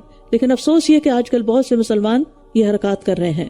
یہ اللہ کا شکوہ ہے بندوں سے کہ ایمان بھی لاتے ہیں اور دوسری طرف شرک بھی کرتے ہیں، ایک طرف نیکیاں کر رہے ہیں اور دوسری طرف ان کو ڈھا رہے ہیں، صاف کرے چلے جا رہے ہیں۔ کیا بھلا وہ اس بات سے امن میں آ گئے ہیں کہ ان کے پاس اللہ کے عذاب میں سے کوئی چھا جانے والی آفت آ جائے، یا ان کے پاس قیامت کی گھڑی اچانک آ جائے اور یہ شعور بھی نہ رکھتے ہوں؟ کہہ دیجئے یہی میرا راستہ ہے، میں پوری بصیرت کے ساتھ اللہ کی طرف بلاتا ہوں، میں اور وہ بھی جنہوں نے میری پیروی کی، اور اللہ پاک ہے اور میں شرک کرنے والوں میں سے نہیں ہوں۔ اور ہم نے بستی والوں میں آپ سے پہلے بھی مردوں کو ہی رسول بنا کر بھیجا تھا جن کی طرف ہم وحی کرتے تھے، کیا پھر وہ زمین میں چلے پھرے نہیں کہ دیکھتے ان لوگوں کا انجام کس طرح ہوا جو ان سے پہلے گزر چکے تھے؟ اور یقیناً آخرت کا گھر تو ان لوگوں کے لیے بہتر ہے جو تقوی اختیار کریں، کیا پھر تم عقل سے کام نہیں لیتے؟ یہ آیت قطعی طور پر بتاتی ہے کہ تمام نبی مرد ہی ہوئے ہیں، عورتوں میں سے کسی کو نبوت کا مقام نہیں ملا۔ اور پھر دوسری بات یہ پتہ چلتی ہے کہ انبیاء اہل القریٰ میں سے تھے، یعنی بڑی بستیوں میں آئے ہیں، بڑے شہروں میں، جہاں تک کہ جب رسول بالکل نا امید ہو گئے اور لوگوں نے سمجھا کہ ان سے جھوٹ بولا گیا ہے تو ان کے پاس ہماری مدد آ گئی، پھر جسے ہم نے چاہا بچا لیا، اور مجرم قوم سے ہمارا عذاب پھیرا نہیں جاتا۔ لقد كان في قصصهم عبرة لأولي الألباب، بے شک ان کے قصوں میں عقل والوں کے لیے یقیناً ایک عبرت ہے۔ یہ ہرگز ایسی بات نہیں جو گھڑ لی گئی ہو، بلکہ یہ اس کی تصدیق ہے جو اس سے پہلے ہے، اور ہر چیز کی تفصیل ہے، اور ان لوگوں کے لیے ہدایت اور رحمت ہے جو ایمان لاتے ہیں۔ تو قصے عبرت کی نگاہ سے پڑھنے چاہیے اور سننے چاہیے۔ سورۃ الرعد، الف لام میم را، یہ کتاب اللہ کی آیات ہیں، اور جو کچھ آپ پر آپ کے رب کی طرف سے نازل کیا گیا ہے وہ حق ہے۔ محسوس کیجئے اس کو کہ جو آپ پڑھ رہے ہیں یہ اللہ کا کلام ہے اور یہ حق ہے، لیکن لوگوں کی اکثریت ایمان نہیں لاتی۔ یہ کہتے بھی ہیں کہ اللہ کا کلام ہے، لیکن جو کلام کہتا ہے پھر وہ مانتے بھی نہیں۔ وہ اللہ ہی ہے جس نے بغیر ستونوں کے آسمانوں کو بلند کیا جنہیں تم دیکھتے ہو، پھر وہ عرش پر مستوی ہوا، اور اسی نے سورج اور چاند کو مسخر کیا، ہر ایک ایک وقت مقرر تک کے لیے چل رہا ہے، وہی کاموں کی تدبیر کرتا ہے، آیات کو تفصیل سے بیان کرتا ہے تاکہ تم اپنے رب کی ملاقات کا یقین کر لو۔ اور وہی ہے جس نے زمین کو پھیلا دیا اور اس میں پہاڑ اور نہریں بنائیں، اور اس میں ہر قسم کے پھلوں کے 2 جوڑے بنائے، وہ رات کو دن پر ڈھانپ دیتا ہے، بے شک اس میں ان لوگوں کے لیے نشانیاں ہیں جو غور و فکر کرتے ہیں۔ اب غور و فکر کی دعوت دی جا رہی ہے، بہت سی آیات میں نشانیوں کا ذکر ہوگا۔ اور زمین میں مختلف ٹکڑے باہم ملے ہوئے ہیں، اور انگوروں کے باغات اور کھیتیاں اور کھجور کے درخت ہیں، کچھ جڑ سے ملے ہوئے اور کچھ بغیر جڑ سے ملے ہوئے، سب ایک ہی پانی سے سیراب کیے جاتے ہیں، اور ہم ان میں سے ایک کو دوسرے پر پھلوں میں فضیلت دیتے ہیں، یقیناً اس میں ان لوگوں کے لیے نشانیاں ہیں جو عقل سے کام لیتے ہیں۔ ایک باغ کے سارے درخت ایک ہی پانی، ایک ہی مٹی اور ایک ہی سورج کی روشنی لے رہے ہوتے ہیں، لیکن کسی درخت پہ زیادہ پھل ہوتا ہے، کسی پہ کم ہوتا ہے، کسی میں میٹھا ہوتا ہے، کسی کھٹا ہوتا ہے، رنگوں میں بھی فرق ہوتا ہے۔ اسی طرح تمام انسان مٹی سے بنے ہیں، لیکن کوئی سرخ ہے، کوئی سفید ہے، کوئی سیاہ ہے، کوئی درمیان میں ہے، کوئی نرم ہے، کوئی سخت ہے، کوئی طیب ہے، کوئی خبیث ہے۔ اور اگر آپ تعجب کرتے ہیں تو دراصل ان کی بات عجیب ہے کہ کیا جب ہم مٹی ہو جائیں گے تو کیا واقعی ہم ایک نئی پیدائش میں ہوں گے؟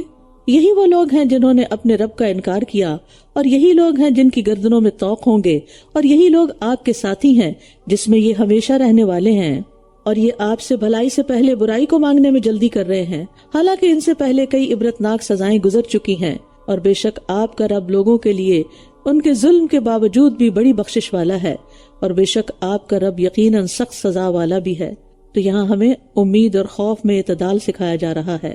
اور جن لوگوں نے کفر کیا ہے وہ کہتے ہیں کہ اس پر اس کے رب کی طرف سے کوئی نشانی کیوں نہیں اتاری گئی؟ بے شک آپ تو خبردار کرنے والے ہیں۔ وَلِكُلِّ قَوْمٍ هَادٍ، اور ہر قوم کے لیے ایک ہادی ہوتا ہے، یعنی نشانیاں مانگتے ہیں، جبکہ قرآن بذات خود ایک معجزہ ہے اور ان کو یہ نشانی نظر نہیں آتی۔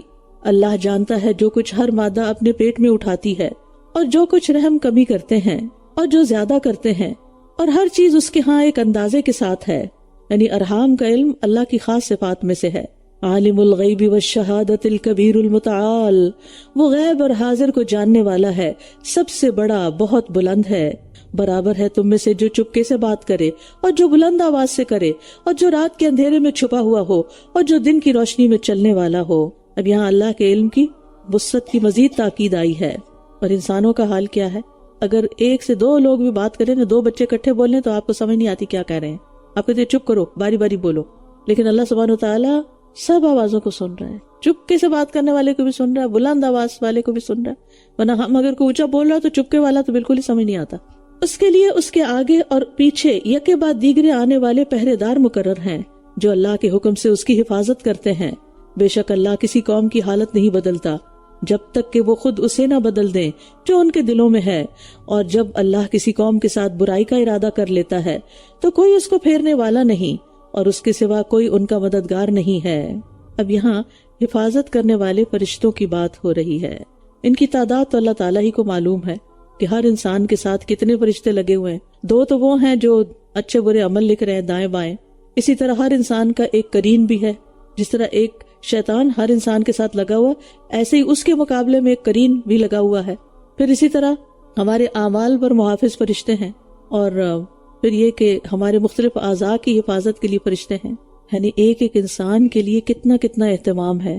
هو الذی یریکم البرق خوفا وطمعا، وہی تو ہے جو تمہیں خوف اور امید کے لیے بجلی کی چمک دکھاتا ہے، اور وہی بھاری بادل اٹھاتا ہے، اور بجلی کی گرج اس کی حمد کے ساتھ تسبیح کرتی ہے، اور فرشتے بھی اس کے خوف سے، اور وہی کڑکتی بجلیوں کو بھیجتا ہے، پھر وہ انہیں جس پر چاہتا ہے گرا دیتا ہے، جبکہ یہ اللہ کے بارے میں جھگڑ رہے ہوتے ہیں، اور وہ شدید قوت والا ہے۔ یعنی فرشتے اگرچہ مختلف کاموں پر اور اہم کاموں پر لگے ہوئے ہیں، لیکن وہ بھی اللہ سے ڈرتے ہیں، اور خاص طور پر جب بجلی کی کڑک وغیرہ ہوتی ہے۔ عبداللہ بن زبیر کہتے ہیں کہ جب وہ کڑک سنتے تھے تو باتیں کرنا چھوڑ دیتے تھے اور کہتے تھے سبحان الذی یسبح الرعد بحمدہ والملائکۃ من خیفتہ، پاک ہے وہ ذات کہ بادل کی گرج جس کی حمد کے ساتھ اس کی تسبیح کرتی ہے، اور فرشتے بھی اس کے خوف سے تسبیح کرتے ہیں۔ پھر کہتے کہ بے شک یہ زمین والوں کے لیے ایک شدید وعید ہے، ایک ڈراوا ہے۔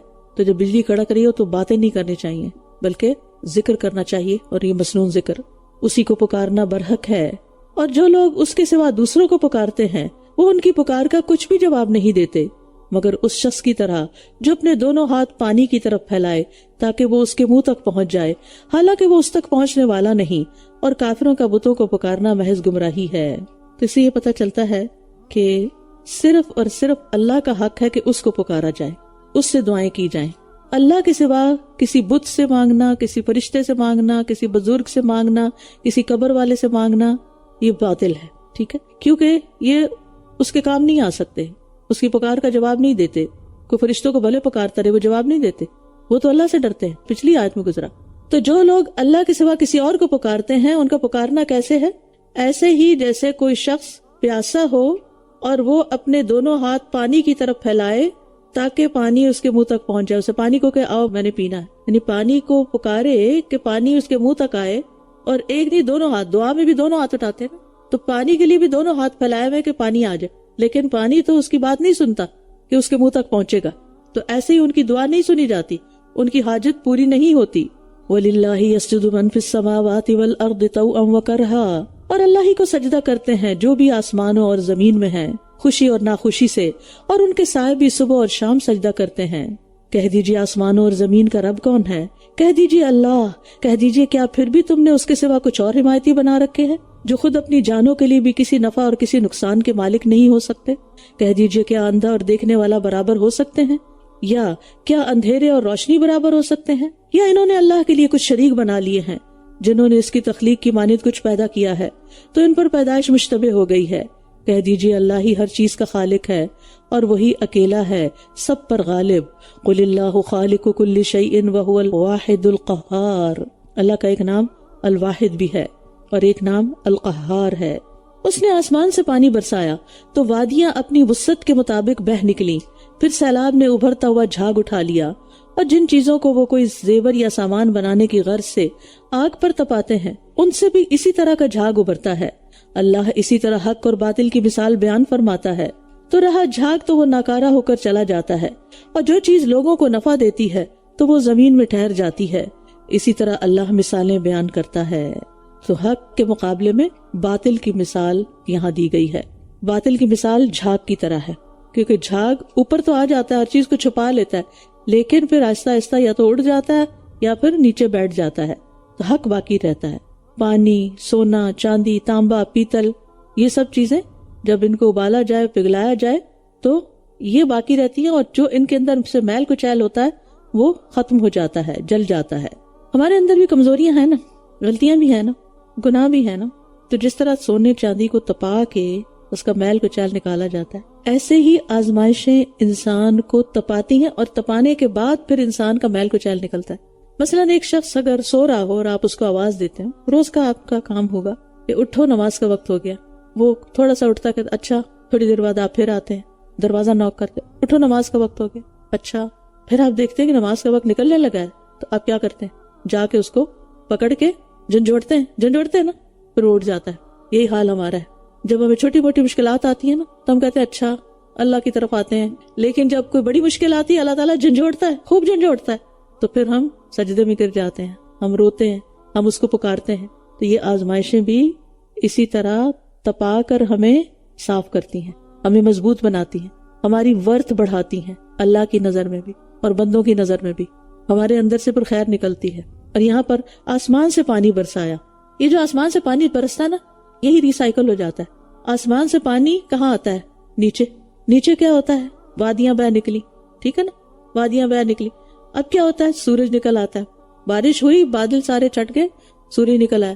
سورج کی گرمی پڑی کس پر؟ پانی پر. اب کیا ہوا؟ پانی پھر بلندی کی طرف چلا گیا، بادل بن گیا. اب پھر بادل بن کے برسے گا. یہی حال انسان کا ہوتا ہے. کیسے؟ ہمیں اللہ تعالیٰ نعمتیں دیتا ہے، پھر کوئی آزمائش آتی، ہم نیچے گر جاتے، ہم اللہ کے آگے جھکتے ہیں. پھر اللہ تعالیٰ ہمیں، یعنی اس آزمائش، وہ جو سورج نکلا ہوا ہے نا تپش والا، وہ آزمائش وہ پھر ختم ہوتی ہے. پھر اس کے ذریعے واپس بلندی کی طرف جاتے ہیں اور سب کو فیض پہنچاتے ہیں. لیکن پھر تھوڑے عرصے کے بعد ایک اور مشکل آ جاتی.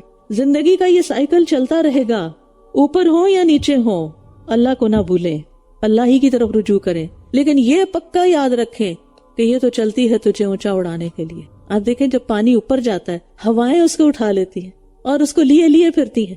مشکل حالات میں جب آپ اللہ کے آگے جھکتے ہیں نا تو اللہ تعالیٰ آپ کے درجے بلند کر دیتا ہے. ہر سجدے کے بدلے درجہ بلند ہوتا ہے. تو کسی بھی مشکل کو برا نہ کہیں، اللہ سبحانہ تعالیٰ سے ناراض نہ ہو. یہ آپ کو بلندی عطا کرنے کے لیے آئی ہے. مقصد پہ فوکس رکھے. اس موقع پر اپنی غلطی کو پہچانے کہ کس غلطی کی اصلاح کے لیے آئی، کیونکہ وہ کسی نہ کسی غلطی کے ساتھ ہوتی ہے ریلیٹڈ. کچھ کام زندگی میں کرنے والے ہوتے ہیں، آپ توجہ نہیں کرتے. بیماری آتی ہے، سخت آ جاتی ہے، آپ سوچتے ہیں اوہ میں نے صدقہ نہیں کیا، میں نے فلاں کام نہیں کیا، میرا فلاں فرض بھی رہتا ہے، فلاں پروجیکٹ رہتا ہے، اب جلدی میں کام کر لوں. کرتے ہیں نا. اور اگر اچھی صحت ہو، طاقت ہو، تو پھر تو مستی ہوتی ہے. کبھی کچھ ٹک ٹاک پہ دیکھنے بیٹھ گئے, کبھی آرام کر لیا, کبھی فون کر لیے, کبھی شاپنگ کو نکل گئے, کبھی کسی پارٹی میں چلے گئے. پھر تو یہ کام ہوتے, پھر اللہ کے آگے روتا کون ہے؟ رونے کا وقت ہی نہیں ہوتا. للذین استجابوا لربهم الحسنى والذین لم يستجیبوا له لو ان لهم ما في الارض جميعا ومثله معه لافتدوا به اولئک لهم سوء الحساب ومأواهم جہنم وبئس المہاد. جن لوگوں نے اپنے رب کی بات قبول کر لی ان کے لیے بھلائی ہے, اور جنہوں نے اسے قبول نہیں کیا اگر ان کے لیے وہ سب کچھ ہو جو زمین میں ہے اور اسی کی مانند اور بھی تو وہ ضرور اسے فدیہ میں دے دیں. یہی لوگ ہیں جن کے لیے برا حساب ہے اور ان کا ٹھکانہ جہنم ہے اور وہ بہت برا ٹھکانہ ہے. اب دونوں گروہ الگ الگ ہو گئے. جنہوں نے اپنے رب کی بات قبول کر لی انہوں نے بھلائی پا لی, ان کی اصلاح ہو گئی, اور جنہوں نے قبول نہیں کیا, اس میں بات میں صرف یہ نہیں کہ احکام اور آیات, حکم دو طرح کا ہوتا ہے, معلوم ہے نا. ایک حکم شرعی جو قرآن کے احکامات کی شکل میں دین میں ہے, قرآن و سنت میں, ٹھیک ہے, تو جو قبول کر لیتے ہیں وہ پار ہو جائیں گے, جو نہیں مانتے وہ پیچھے رہ جائیں گے. دوسرا ہے حکم تکوینی, تقدیر کے فیصلے. بعض اوقات ہم شریعت کے فیصلوں پہ تو راضی ہو جاتے ہیں, ٹھیک ہے, اللہ نے جو کہا سچ کہا بول دیتے ہیں, لیکن اس کے بعد پھر کیا کرتے ہیں؟ جب کوئی تقدیر کا فیصلہ نافذ ہوتا ہے تو اللہ کا حکم بھی ماننا چھوڑ دیتے ہیں. جو اللہ کے فیصلوں کو قبول کر لیں گے ان کے لیے بھلائی ہے, وہ اس آزمائش سے نکل جائیں گے, وہ بلندیوں پہ پھر جا پہنچیں گے, وہ بڑے کام کے بن جائیں گے. اور جو نہیں مانتے وہ پھر اللہ کی ناراضگی مول لیں گے. افمن یعلم انما انزل الیک من ربک الحق کمن هو اعمی انما یتذکر اولو الالباب. کیا پھر وہ شخص جو جانتا ہے کہ جو آپ کی طرف آپ کے رب کی طرف سے اتارا گیا وہ حق ہے, کیا اس جیسا ہو سکتا ہے جو اندھا ہو؟ بے شک نصیحت تو عقل والے ہی قبول کرتے ہیں. یعنی دونوں میں بڑا فرق ہے, حق قبول کرنے والے میں اور نہ کرنے والے میں. ایسا ہی فرق جیسے دیکھنے والا اور نابینا ہو. کون ہے حق قبول کرنے والے؟ کیا ٹریٹس ہیں ان کے, کیا اخلاق ہے, کیا کردار ہے؟ وہ جو اللہ کے عہد کو پورا کرتے ہیں اور پختہ عہد و پیمان کو توڑتے نہیں, یعنی وعدہ خلافی نہیں کرتے, اور اللہ نے جن رشتوں کو جوڑنے کا حکم دیا ہے وہ انہیں جوڑ کر رکھتے ہیں اور اپنے رب کی خشیت اختیار کرتے ہیں اور برے حساب سے ڈرتے ہیں. یہاں صلہ رحمی کی بات بھی ہے. جس کا اللہ نے جوڑنے کا حکم دیا اس کو جوڑ کے رکھتے ہیں.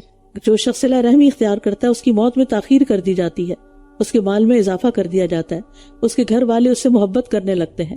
نبی صلی اللہ علیہ وسلم نے فرمایا جو شخص صلہ رحمی کے لیے جتنا عطیہ دیتا ہے, جتنے گفٹ دیتا ہے اپنے رشتہ داروں کو, اللہ اس کے مال میں اتنا ہی اضافہ کرتا ہے.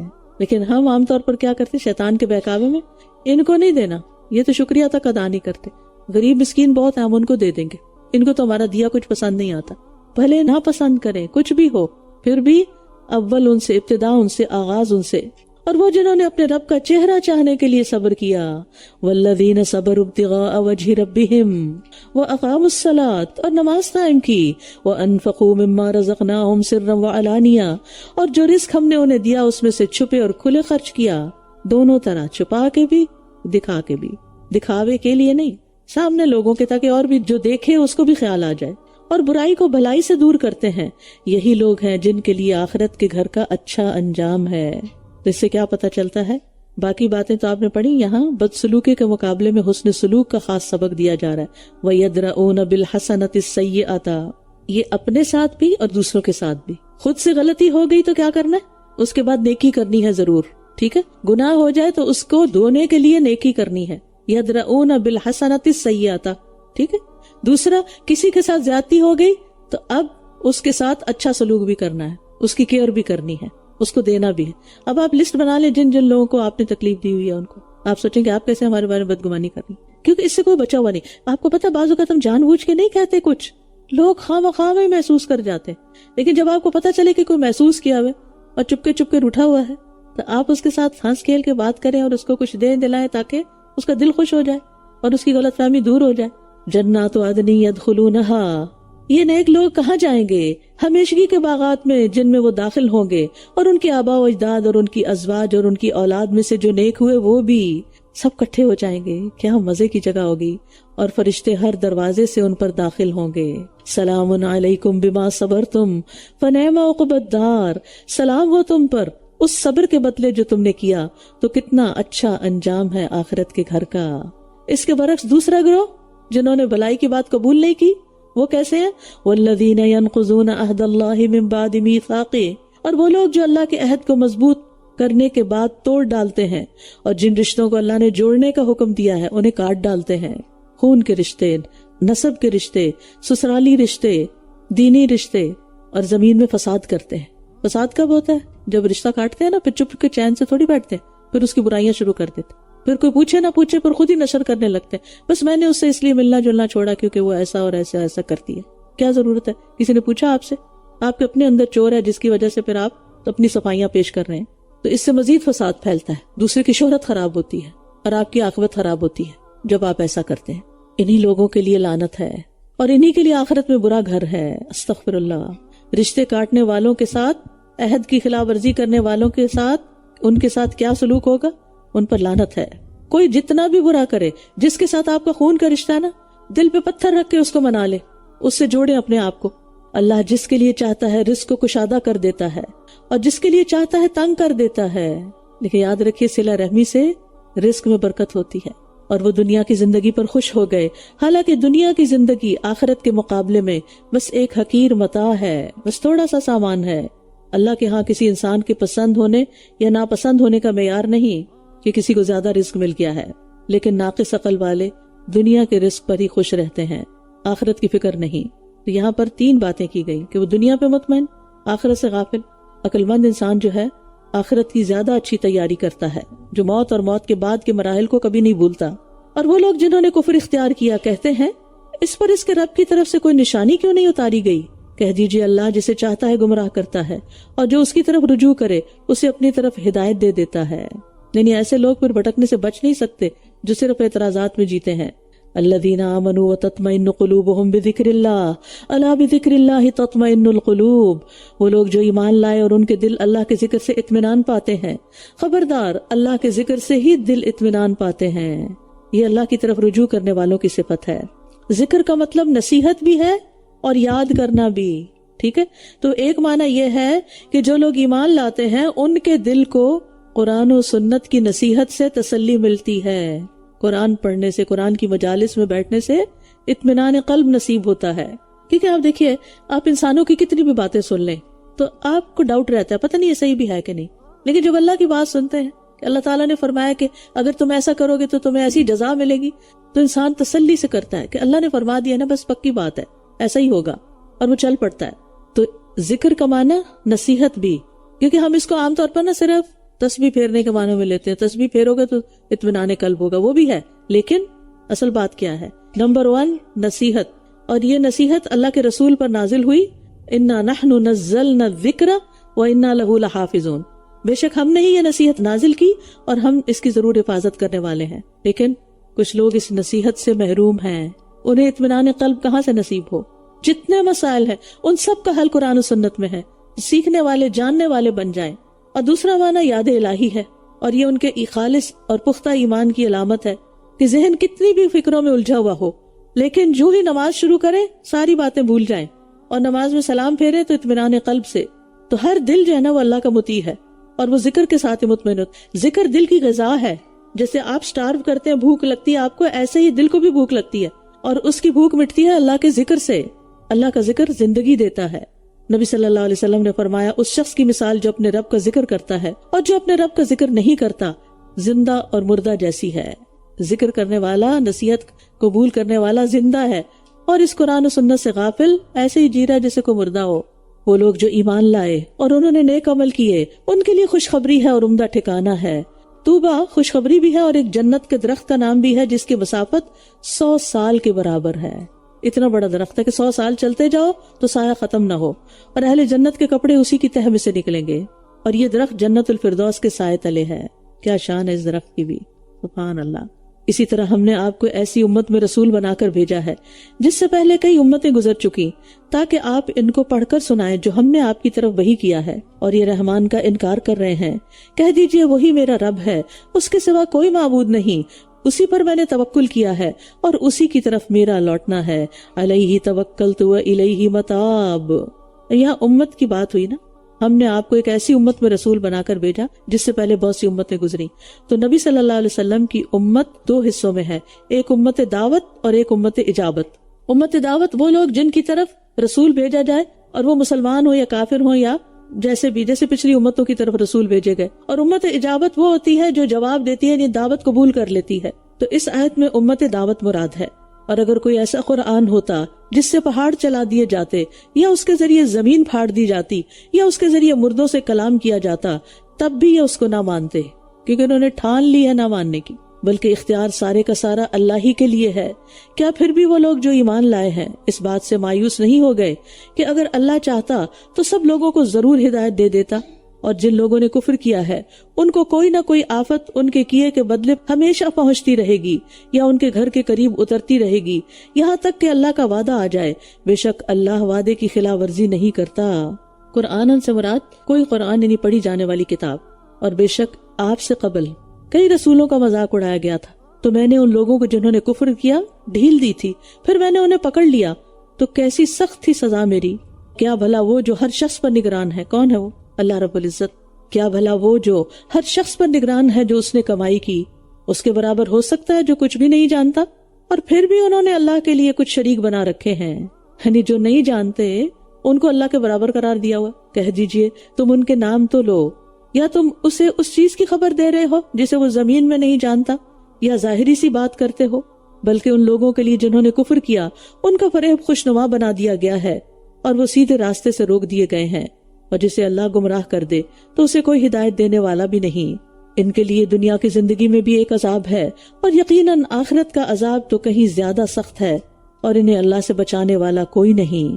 دنیا میں عذاب بعض اوقات آسمانی آفات، بیماریوں، فاقوں، مصیبتوں، اولاد کی نافرمانیوں کی شکل میں آتا ہے، اور آخرت کا تو معلوم ہی ہے۔ پھر فرمایا مثل الجنت التی وعد المتقون، اس جنت کی صفت جس کا وعدہ متقی لوگوں سے کیا گیا ہے یہ ہے کہ اس کے نیچے نہریں بہتی ہیں، اس کے پھل دائمی ہیں، اور اس کا سایہ بھی۔ یہ ان لوگوں کا انجام ہے جنہوں نے تقوی اختیار کیا، اور کافروں کا انجام آگ ہے۔ یاد رکھیے جنت کے پھل دائمی ہیں، موسمی نہیں ہیں، سیزنل نہیں ہے کہ کبھی ہو اور کبھی نہ ہو۔ جو پھل ہے ہمیشہ کے لیے ہے اور کبھی ختم ہی نہیں ہوگا، اور بغیر گٹلی کے اور میٹھے اور نرم پھل ہیں۔ ابن عباس کہتے ہیں کہ جنت کی کھجوروں کے تنے سبز زمرد کے ہیں، اور کھجور کی ٹہنیوں کا ابتدائی حصہ سرخ سونے کا ہے، اور اس کی ٹہنیوں کا چھلکا جنتیوں کا لباس ہوگا۔ ان میں سے کچھ چھوٹے کپڑے اور کچھ ہلے ہوں گے۔ اس کے پھل مٹکوں اور ڈولوں کے برابر ہوں گے۔ وہ دودھ سے زیادہ سفید، شہد سے زیادہ میٹھے، مکھن سے زیادہ نرم ہوں گے، اور ان میں گٹلیاں نہیں ہوں گی۔ سیڈ لیس۔ والذین آتیناہم الکتاب یفرحون بما انزل الیک، اور وہ لوگ جنہیں ہم نے کتاب دی وہ اس پر خوش ہوتے ہیں جو آپ کی طرف اتارا گیا۔ اور کچھ گروہ ایسے ہیں جو اس کے بعض حصے کا انکار کرتے ہیں۔ کہہ دیجئے مجھے تو یہی حکم دیا گیا ہے کہ میں اللہ ہی کی عبادت کروں اور اس کے ساتھ کسی کو شریک نہ ٹھہراؤں۔ اسی کی طرف میں بلا رہا ہوں اور اسی کی طرف میرا لوٹنا ہے۔ اور الکتاب سے مراد یہاں قرآن مجید ہے، یعنی جن لوگوں کو کتاب دی یعنی مسلمان، وہ آپ صلی اللہ علیہ وسلم پر اترنے والی آیات پر دل سے خوش ہوتے ہیں۔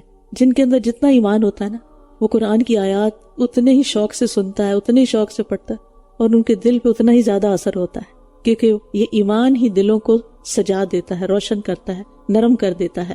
اور اسی طرح ہم نے اس قرآن کو عربی زبان میں ایک حکم کے طور پر نازل کیا ہے، اور اگر آپ نے ان کی خواہشات کی پیروی کی اس کے بعد کہ آپ کے پاس علم آ چکا، تو اللہ کے مقابلے میں نہ آپ کا کوئی دوست ہوگا اور نہ ہی کوئی بچانے والا۔ تو یہاں عام مسلمانوں سے خطاب ہے، اور علم سے مراد علم وحی ہے۔ اور یقیناً آپ سے پہلے بھی ہم نے کئی رسولوں کو بھیجا، اور ہم نے ان کے لیے بیویاں اور اولاد بنائی، اور کسی رسول کے لیے یہ ممکن نہ تھا کہ وہ اللہ کے اذن کے بغیر کوئی نشانی لاتا۔ ہر وقت کے لیے ایک لکھی ہوئی تقدیر ہے۔ اس جملے میں ایک اعتراض کا جواب ہے۔ عام طور پر لوگوں کا خیال ہوتا ہے نکاح کرنے والا، بال بچوں والا، یہ تو دنیا دار لوگوں کا کام ہے، نبیوں کو اور اللہ والوں کو اس سے کیا تعلق؟ انہیں طالب دنیا نہیں، تارک دنیا ہونا چاہیے۔ ہمارے دین میں اس کا کوئی کانسیپٹ نہیں۔ ہمارے دین میں نکاح ایمان کو مکمل کرتا ہے، اولاد کی تربیت ایک بہت بڑا نیکی کا کام ہے، حلال طریقے سے اپنی خواہش پوری کرنا بھی عبادت ہے، اس پر بھی اجر ہے۔ تو اللہ تعالیٰ نے جواب میں کیا فرمایا؟ جو رسول پہلے گزر چکے سب بال بچوں والے تھے، ان کے سچا ہونے پر تم ایمان رکھتے ہو، پھر محمد صلی اللہ علیہ وسلم کا انکار کیوں کرتے ہو؟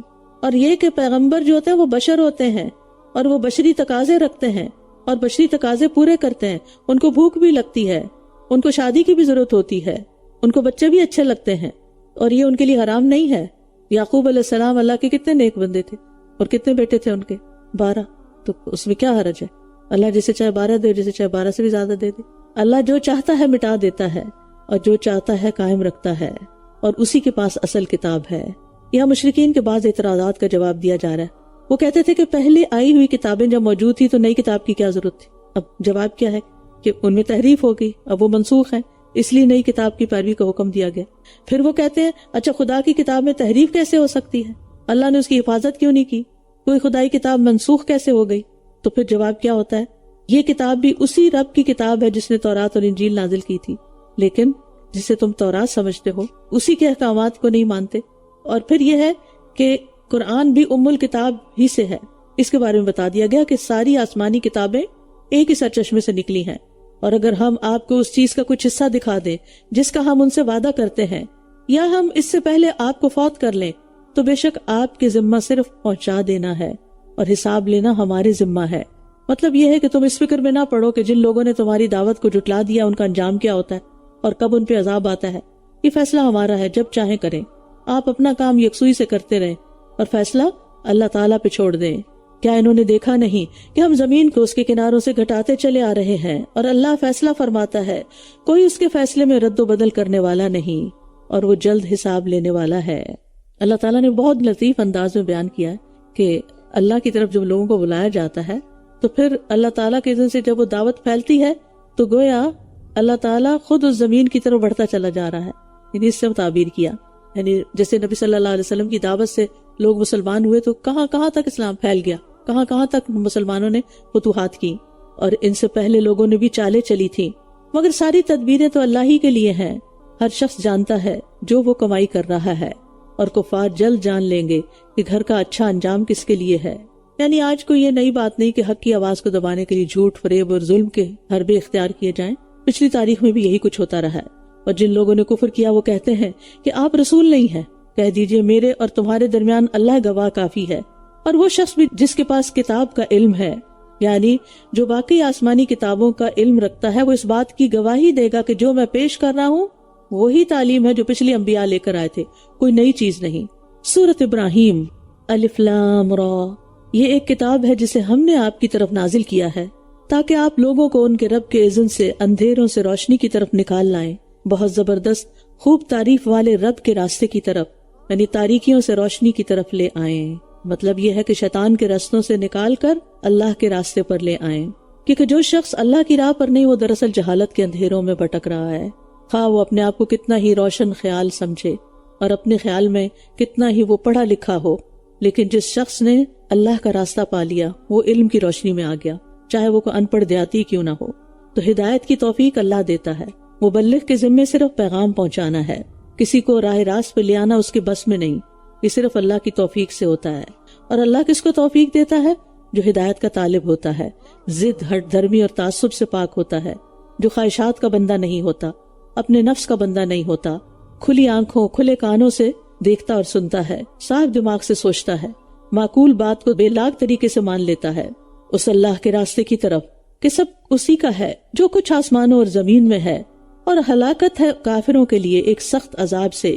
وہ لوگ جو دنیا کی زندگی کو آخرت پر ترجیح دیتے ہیں اور اللہ کے راستے سے روکتے ہیں اور اس میں ٹیڑھا پن تلاش کرتے ہیں، یہی لوگ دور کی گمراہی میں پڑے ہوئے ہیں۔ یعنی انہیں صرف دنیا کی فکر ہے، آخرت کی پرواہ نہیں، دنیا کے فائدوں، لذتوں، آسائشوں کی خاطر آخرت کا نقصان مول لے رہے ہیں۔ آخرت کی کامیابی کے لیے دنیا کا کوئی نقصان یا تکلیف یا کوئی خطرہ یا کسی لذت سے محرومی برداشت نہیں کر سکتے۔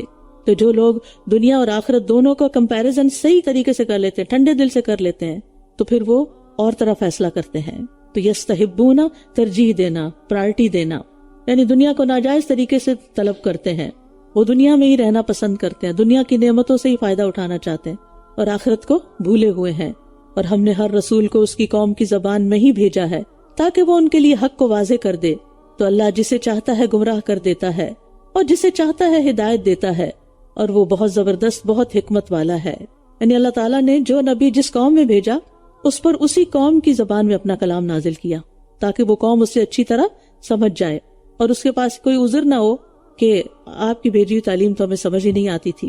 اور اللہ نے کبھی معجزہ دکھانے کے لیے یہ نہیں کیا کہ رسول تو بھیجے عربوں میں اور کلام سنائے وہ جاپانی زبان میں۔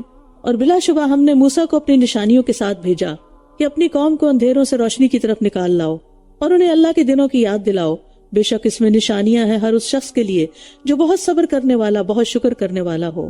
یہاں ایام اللہ کا لفظ استعمال ہو، ایام دنوں کے لیے استعمال ہوتا ہے، اور قرآن مجید میں یہ تاریخی واقعات کے لیے استعمال ہوا ہے، یعنی انسانی تاریخ کے اہم ابواب جس میں اللہ سبحانہ وتعالیٰ نے کچھ قوموں کو، بڑی بڑی شخصیتوں کو ان کے اعمال کے لحاظ سے جزا یا سزا دی۔ تو اب یہ ہے کہ ان ایام سے عبرت حاصل کرنی چاہیے۔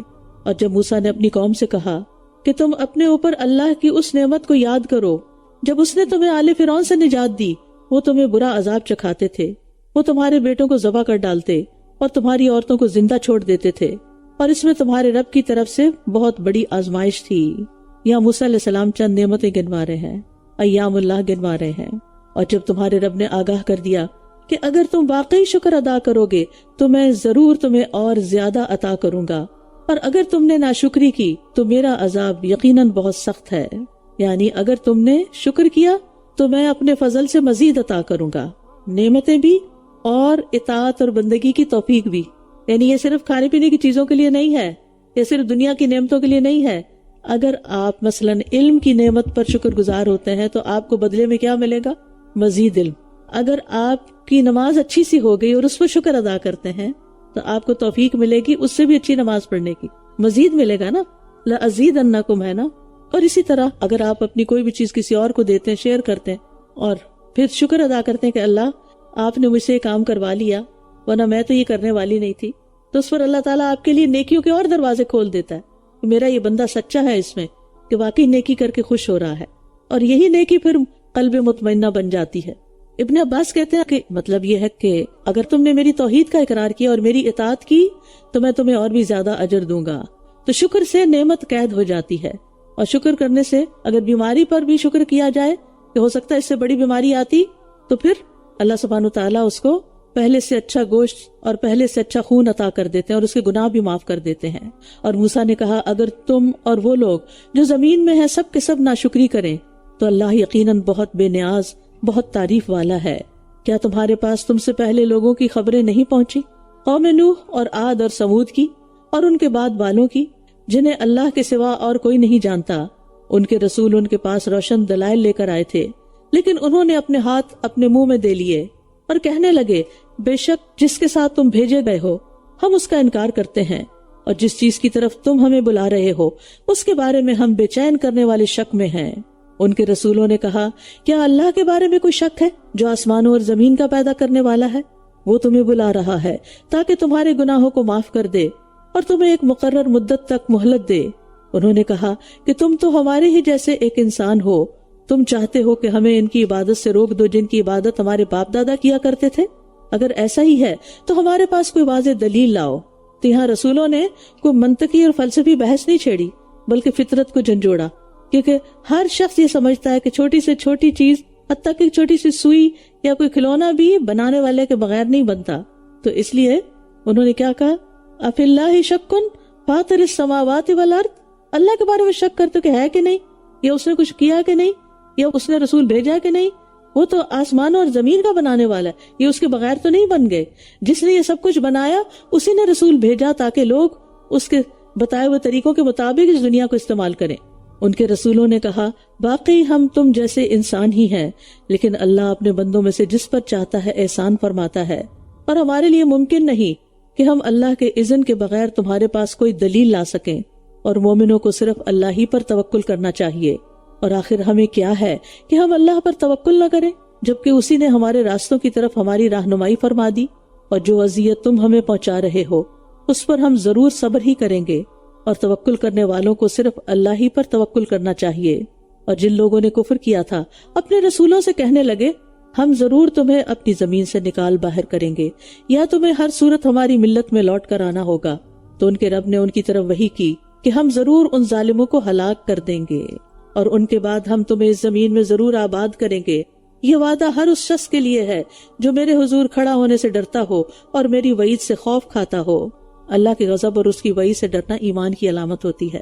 وَاسْتَفْتَحُوا وَخَابَ كُلُّ جَبَّارٍ عَنِيدٍ، اور انہوں نے فیصلہ چاہا اور ہر سرکش اناد رکھنے والا نامراد ہو گیا۔ اس کے پیچھے جہنم ہے اور اسے پیپ والا پانی پلایا جائے گا۔ جہنم خاص طور پر متکبرین کے لیے تیار کی گئی ہے، اس لیے انسان کو تکبر سے اپنے آپ کو خالی کرنا ہے. وخاب کل جبار عنید، اس کے پیچھے جہنم ہے اور اسے پیپ والا پانی پلایا جائے گا، یعنی جو جہنمیوں کے زخموں کا دھون ہوگا، پیپ ہوگی، وہ اسے گھونٹ گھونٹ کر کے پیے گا اور اسے حلق سے اتار نہ سکے گا، اور ہر جگہ سے اس پر موت آ رہی ہوگی مگر وہ مر نہ سکے گا، اور اس کے پیچھے ایک اور سخت عذاب ہوگا. یہ دین کے بڑے دشمنوں کا انجام بتایا جا رہا ہے. ان لوگوں کی مثال جنہوں نے اپنے رب سے کفر کیا، ان کے اعمال اس راکھ کی مانند ہے جس پر آندھی والے دن بہت تیز ہوا چلی. جو کمائی انہوں نے کی اس میں سے وہ کسی چیز پر بھی قادر نہ ہوں گے. یہی دور کی گمراہی ہے. یعنی کفار کی نیکیاں آخرت میں کام نہیں آئیں گی. مثلاً اگر وہ کمزوروں کی مدد کرتے ہیں، صدقہ کرتے ہیں، بڑی بڑی ایجادات کر کے دنیا کو فائدہ پہنچاتے ہیں، لیکن آخرت میں اس کا کوئی اجر نہیں ہوگا کیونکہ ایمان نہیں تھا. کیا آپ نے دیکھا نہیں کہ بے شک اللہ نے آسمانوں اور زمین کو حق کے ساتھ پیدا کیا، یعنی ایک مقصد کے ساتھ پیدا کیا. اگر وہ چاہے تو تم سب کو لے جائے اور ایک نئی مخلوق لے آئے، اور یہ اللہ پر کچھ بھی مشکل نہیں. اور روز قیامت جب وہ سب اللہ کے سامنے کھڑے ہوں گے تو کمزور لوگ تکبر کرنے والوں سے کہیں گے کہ ہم تو تمہارے تابع دار تھے، تو کیا تم ہمیں اللہ کے عذاب سے کچھ بھی بچا سکتے ہو؟ وہ کہیں گے اگر اللہ نے ہمیں ہدایت دی ہوتی تو ہم ضرور تمہاری رہنمائی کرتے. ہم پر برابر ہے، خواہ ہم جزا فضا کریں یا ہم صبر کریں، ہمارے لیے اب کوئی پناہ گاہ نہیں. اور جب تمام معاملات کا فیصلہ کر دیا جائے گا تو شیطان کہے گا کہ بے شک اللہ نے تم سے سچا وعدہ کیا تھا، اور جو وعدہ میں نے تم سے کیا تو میں نے تم سے وعدہ خلافی کی، اور میرا تم پر کوئی زور نہ تھا. تم پر میرا کوئی زور نہ تھا مگر یہ کہ میں نے تمہیں دعوت دی تو تم نے میری دعوت قبول کر لی. بس تم مجھے ملامت نہ کرو بلکہ اپنے آپ ہی کو ملامت کرو. نہ میں تمہارا فریاد رسوں اور نہ ہی تم میری فریاد رسی کرنے والے ہو. میں اس کا انکار کرتا ہوں جو تم مجھے اس سے پہلے اللہ کا شریک ٹھہراتے تھے. یقیناً ظالم لوگوں کے لیے دردناک عذاب ہے. ہم یہاں پر آپ دیکھیں کہ شیطان قیامت کے دن کیسی بے وفائی کرے گا. وہ 6 باتیں کہہ کے ان سے بری ہو گیا کہ میرا وعدہ جھوٹا تھا، میرا تم پہ کوئی غلبہ نہ تھا، تم نے دلیل سے خالی دعوت قبول کر لی. مجھے ملامت کی بجائے اپنے آپ کو ملامت کرو، غلطی تمہاری ہے، میں تمہاری کوئی مدد نہیں کر سکتا. تم نے مجھے جو شریک بنایا ہے میں اسے نہیں مانتا.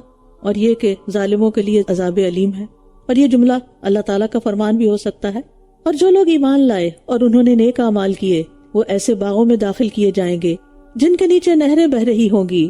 وہ اپنے رب کے اذن سے ان باغوں میں ہمیشہ رہنے والے ہیں. ان کی دعائیں ملاقات ان میں سلام ہوگی.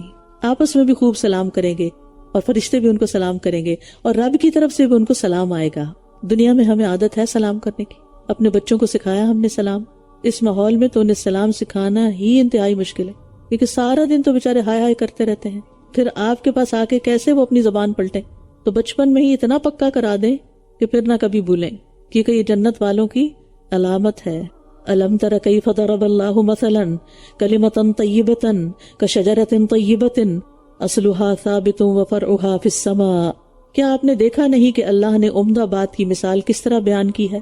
جیسے ایک عمدہ درخت ہو جس کی جڑ مضبوط ہو اور اس کی شاخیں آسمان میں ہوں. جڑیں مضبوط اور شاخیں آسمان میں. اب یہ کلمہ طیبہ کیا ہے؟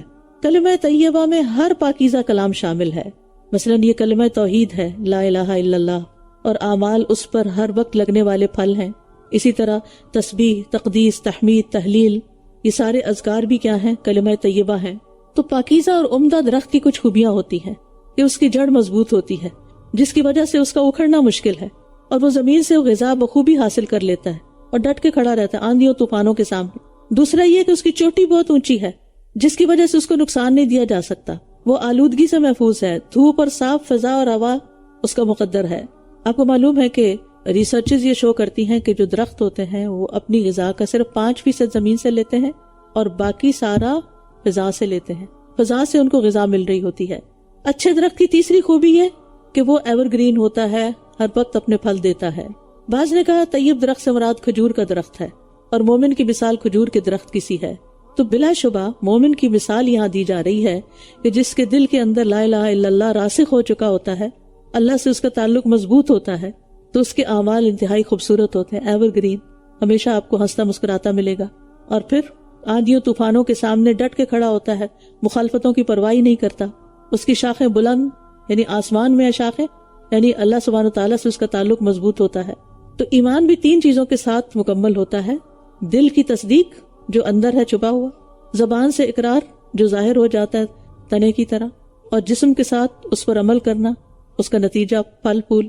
پھر فرمایا تؤتی اکلھا کل حین باذن ربھا، اپنے رب کے اذن سے ہر آن وہ اپنا پھل دیتا رہتا ہے، اپنے رب کے اذن سے ہر آن وہ اپنا پھل دیتا رہتا ہے۔ اور اللہ لوگوں کے لیے مثالیں بیان فرماتا ہے تاکہ وہ نصیحت حاصل کریں۔ ہر وقت پھل دینے سے مراد کیا ہے؟ یعنی ہر وقت کوئی نہ کوئی خیر کی بات، خیر کا کام، یعنی اس کی ذات سے ہمیشہ آپ کو فائدہ ہی ملے گا۔ جیسے اچھا درخت پھل کی صورت میں، آکسیجن کی صورت میں، سائے کی صورت میں، خوشبو کی صورت میں، اچھی لکڑی یا ایندھن کی صورت میں، پتوں، ٹہنیوں، گوند، جو کچھ اس سے نکلتا ہے، اس سے دوائیں بھی بنتی ہیں، غذائیں بھی بنتی ہیں۔ اور اگر کچھ بھی نہ نکلے اس سے تو اس کا وجود فضا کو ہی صاف کرتا رہتا ہے، ہمیں آکسیجن ہی فراہم کرتا رہتا ہے۔ تو اللہ سبحانہ تعالیٰ نے اس مثال میں ایک اچھے انسان کی خوبیاں بتائی ہیں۔ بیسیکلی ہمیں دیکھنا ہے کہ کیا ہمارے اندر یہ سب کچھ ہے، ہمارے ایمان کی جڑیں مضبوط ہیں، کیا ہم زبان سے بھی اللہ تعالیٰ کی تسبیح کرتے ہیں، اور کیا ہمارے اعمال بھی اچھے ہیں اور ہمیشہ اچھے رہتے ہیں۔ توتی اکلھا کل حین، جب آپ اس سے معاملہ کریں، خیری کا معاملہ ہو، اچھے اخلاقی کا معاملہ ہو، بلائی کا ہو۔ کتنے اچھے ہوتے ہیں ایسے لوگ جن سے آپ کو صرف خیر کی توقع ہوتی ہے کہ میں اس کو کچھ بھی کہہ دوں گی، اس سے مجھے شر کی توقع نہیں، یہ میرا برا نہیں چاہے گا۔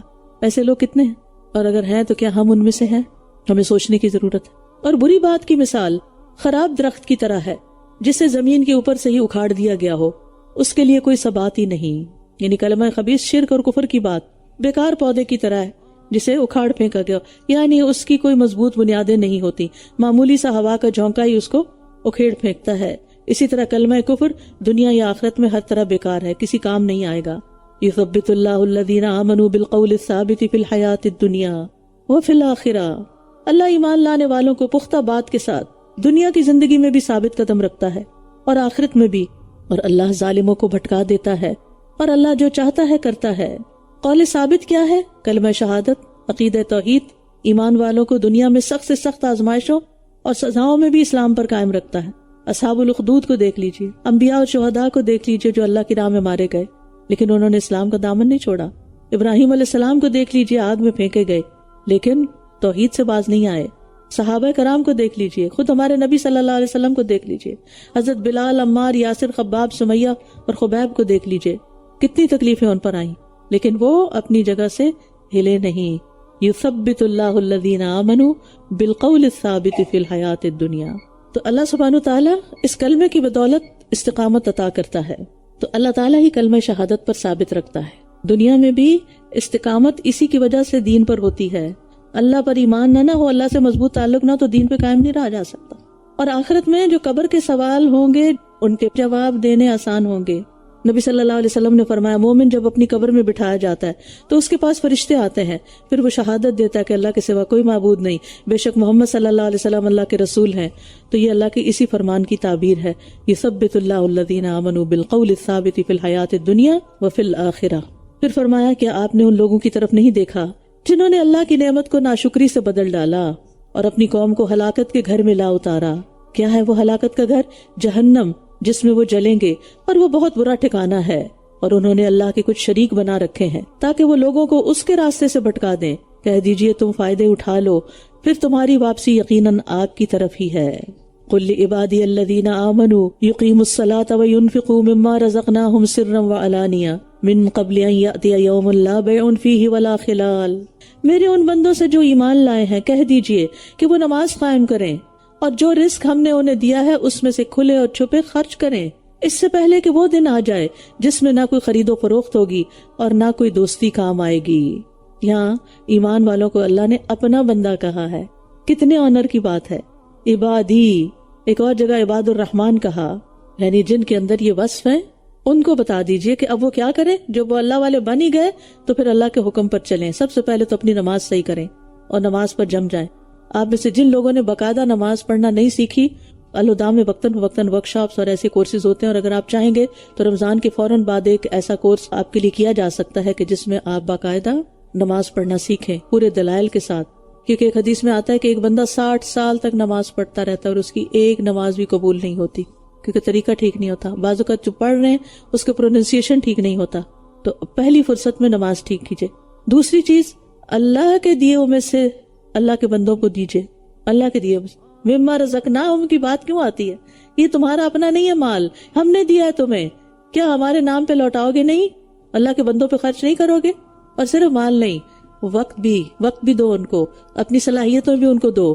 اللہ وہ ہے جس نے آسمانوں اور زمین کو پیدا کیا اور آسمان سے پانی برسایا، پھر اس کے ذریعے تمہارے لیے پھلوں میں سے رزق نکالا اور کشتیوں کو تمہارے لیے مسخر کیا تاکہ وہ اس کے حکم سے سمندر میں چلیں، اور اسی نے تمہارے لیے دریاؤں کو مسخر کیا، اور اس نے لگاتار چلنے والے سورج اور چاند کو تمہارے لیے مسخر کیا اور تمہارے لیے رات اور دن کو مسخر کیا۔ کبھی سوچا آپ نے کہ سورج اور چاند نے کبھی سانس لیا ہی نہیں، جب سے بنے ہیں چل ہی رہے ہیں۔ یہ وہ مشینیں جو کبھی خراب ہی نہیں ہوئی، کبھی وقفہ ہی نہیں آیا، کبھی پرانی ہی نہیں ہوئی۔ کون ہے جو ان کو چلا رہا ہے؟ کون ہے جس نے ایسی چیز بنا دی؟ اور اس نے تمہیں ہر وہ چیز دی جو تم نے اس سے مانگی، اور اگر تم اللہ کی نعمتوں کو گننے لگو تو انہیں گن نہ سکو گے، تمہاری گنتیاں ختم ہو جائیں گی، اللہ کی نعمتیں ختم نہیں ہوں گی۔ بے شک انسان بڑا ہی ظالم، بے حد ناشکرا ہے۔ اور جب ابراہیم نے کہا اے میرے رب اس شہر مکہ کو امن والا بنا دے اور مجھے اور میری اولاد کو اس سے بچا کہ ہم بتوں کی عبادت کریں، اے میرے رب ان بتوں نے لوگوں کی کثیر تعداد کو گمراہ کر دیا ہے، تو جو کوئی میری پیروی کرے تو یقیناً وہ مجھ سے ہے، اور جو میری نافرمانی کرے تو بے شک تو بہت بخشنے والا نہایت رحم کرنے والا ہے۔ اب دیکھیں ابراہیم علیہ السلام نے سب کچھ کرنے کے بعد کیا دعا مانگی؟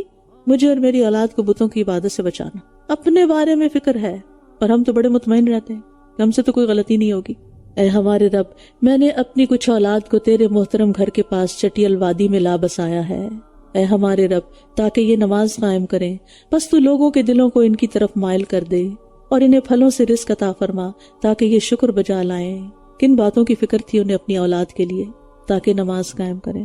آپ کہہ سکتے ہیں کہ اللہ ہم اپنے بچوں کو کینیڈا اس لیے لائے ہیں تاکہ وہ نماز قائم کریں، مسجدوں سے جڑ جائیں۔ ہم تو دنیا کے لیے آئے، لہٰذا وہ دنیا کے بن چکے ہیں اور آپ کی مرادیں پوری ہو گئی۔ انہوں نے صرف دین نہیں مانگا، انہوں نے دنیا بھی مانگی، انہیں پھلوں سے رزق عطا فرما، کیونکہ پھلوں کا رزق جو ہے وہ سب سے عمدہ رزق ہے۔ اللہ تعالیٰ دین کے ساتھ دنیا کو منع نہیں کرتا، لیکن دین چھوڑ کے دین کی قیمت پر صرف دنیا حاصل کرنا یہ نقصان دہ ہے۔ اے ہمارے رب، بے شک تو جانتا ہے جو کچھ ہم چھپاتے ہیں اور جو کچھ ہم ظاہر کرتے ہیں، اور کوئی چیز اللہ سے چھپی ہوئی نہیں ہے، نہ زمین میں نہ آسمان میں۔ یعنی یا اللہ ہماری دلی خواہشات کو بھی تو جانتا ہے، اور جو ہم زبان سے مانگ رہے ہیں وہ بھی جانتا ہے۔ اور یہ مانگنے کا بڑا ہی بہترین طریقہ ہے کہ صرف تعریف کی جائے۔ اس جملے میں صرف تعریف ہے اللہ کی۔ آپ کو معلوم ہے کہ حج کے دن کون سی دعا مانگتے ہیں؟ وقوف عرفات میں لا الہ الا اللہ وحدہ لا شریک لہ لہ الملک ولہ الحمد وہو علی کل شیء قدیر۔ یہ دعا ہے جس میں کچھ مانگا نہیں، صرف اللہ کی تعریف اور توحید کا اقرار، اور اللہ کو یہ پسند ہے۔ اگر اللہ راضی ہو گیا تو سبھی کچھ مل جائے گا نا، دنیا میں بھی آخرت میں بھی۔ پھر کہتے ہیں الحمدللہ الذی وہب لی علی الکبر اسماعیل و اسحاق ان ربی لسمیع الدعاء۔ سب تعریفیں اللہ ہی کے لیے ہیں جس نے مجھے بڑھاپے کے باوجود اسماعیل اور اسحاق عطا کیے، بے شک میرا رب خوب دعا سننے والا ہے۔ رب اجعلنی مقیم الصلاۃ ومن ذریتی ربنا وتقبل دعاء ربنا اغفر لی ولوالدی وللمؤمنین یوم یقوم الحساب۔ اے میرے رب مجھے نماز قائم کرنے والا بنا دے، ایسی نماز پڑھوں جو تجھے پسند آ جائے، اور میری اولاد میں سے بھی اے ہمارے رب اور میری دعا قبول کر لے۔ اے ہمارے رب مجھے، میرے والدین اور مومنوں کو بخش دینا جس روز حساب قائم ہوگا۔ اور جو کچھ ظالم لوگ کر رہے ہیں آپ اللہ کو ہرگز اس سے غافل نہ سمجھیں۔ یعنی دنیا میں جو ظلم و ستم ہو رہے ہیں آج بھی اور اس سے پہلے بھی، تو اکثر لوگوں کا یہ خیال ہوتا ہے نا کہ پھر اللہ تعالیٰ کچھ کرتا کیوں نہیں، ان ظالموں کو پکڑتا کیوں نہیں، کیا ہے اللہ کہیں؟ نعوذ باللہ اس قسم کے کوسچن کر دیتے ہیں۔ تو بات یہ ہے کہ اللہ کو سب پتا ہے جو کچھ ہو رہا ہے، اللہ اس سے غافل نہیں۔ یہ جو ہم تسبیح کرتے ہیں اس کا کیا مطلب ہے؟ کہ اللہ ہر نقص سے پاک ہے۔ یہ نہیں کہ ہم ایک طرف کہیں سبحان اللہ سبحان اللہ سبحان اللہ، اور پھر کہیں یا دل میں سوچتے رہیں کہ اللہ تعالیٰ ایسا کیوں نہیں کرتا اور ویسا کیوں نہیں کرتا۔ اللہ جو کرتا ہے اس میں کوئی حکمت ہوتی ہے، اس کے پیچھے کوئی بہت بڑی بھلائی ہوتی ہے۔ اگر ظالموں کے ظلم سے کسی کی جان بھی چلی جاتی ہے تو آپ کو معلوم ہے کہ جو مظلوم ہے وہ پہلے سے ہزاروں گنا، ہزاروں تو بہت تھوڑا لفظ ہے، کوئی کمپیریزن ہی نہیں، ایسی زندگی کی طرف چلا جاتا ہے جس میں صرف راحتیں اور آسائشیں ہیں، ان کا کوئی نقصان نہیں ہو رہا۔ لیکن ظالم اپنا سب کچھ داؤ پہ لگا رہے ہیں، اور اللہ تعالیٰ کا ایک قانون ہے، اللہ ظالموں کو مہلت دیتا ہے تاکہ پھر ایک ہی دفعہ پکڑے ان کو۔ اور جو کچھ ظالم لوگ کر رہے ہیں آپ اللہ کو ہرگز اس سے غافل نہ سمجھیں، وہ تو انہیں اس دن تک ڈھیل دے رہا ہے جس میں نگاہیں پھٹی کی پھٹی رہ جائیں گی، وہ اپنے سروں کو اوپر اٹھائے ہوئے تیزی سے دوڑ رہے ہوں گے، ان کی نگاہ ان کی اپنی طرف بھی نہ لوٹ سکے گی اور ان کے دل خالی ہوں گے۔ وَأَفْئِدَتُهُمْ هَوَاءٌ، اور آپ لوگوں کو اس دن سے خبردار کیجئے جب ان پر عذاب آئے گا تو جن لوگوں نے ظلم کیا ہوگا وہ کہیں گے اے ہمارے رب ہمیں قریب کی ایک مدت تک اور مہلت دے دے، ہم تیری دعوت قبول کر لیں گے اور رسولوں کی پیروی کریں گے۔ کہا جائے گا کیا اس سے پہلے تم قسمیں نہیں کھاتے تھے کہ تمہارے لیے کوئی زوال نہیں، اور تم ان لوگوں کے گھروں میں رہتے رہے جنہوں نے اپنی جانوں پر ظلم کیا تھا، اور تمہارے لیے واضح ہو گیا تھا کہ ہم نے ان کے ساتھ کیسا سلوک کیا تھا، اور ہم نے تمہارے لیے کئی مثالیں بیان کر دی تھیں، اور بے شک انہوں نے اپنی چال چلی اور ان کی چال کا توڑ اللہ کے پاس تھا، اور ان کی چال ایسی تھی کہ جس سے پہاڑ بھی ٹل جاتے۔ اور آپ ہرگز خیال نہ کریں کہ اللہ اپنے رسولوں سے اپنے وعدے کے خلاف کرنے والا ہے، بے شک اللہ بہت زبردست انتقام لینے والا ہے۔ یعنی اللہ نے رسولوں کی مدد کا جو وعدہ کیا ہے وہ پورا ہو کر رہے گا۔ جس دن یہ زمین ایک دوسری زمین سے بدل دی جائے گی اور سب آسمان بھی، اور وہ سب اللہ کے سامنے حاضر ہوں گے جو اکیلا ہے، پوری طرح غالب ہے۔ اور اس دن آپ مجرموں کو دیکھیں گے کہ وہ بیڑیوں میں ایک دوسرے کے ساتھ جکڑے ہوئے ہیں، مقرنین فی الاسفاد، ان کے کرتے تار کول کے ہوں گے اور آگ ان کے چہروں کو ڈھانپے ہوئے ہوگی، تاکہ اللہ ہر شخص کو اس کا بدلہ دے جو اس نے کمائی کی، بے شک اللہ جلد حساب لینے والا ہے۔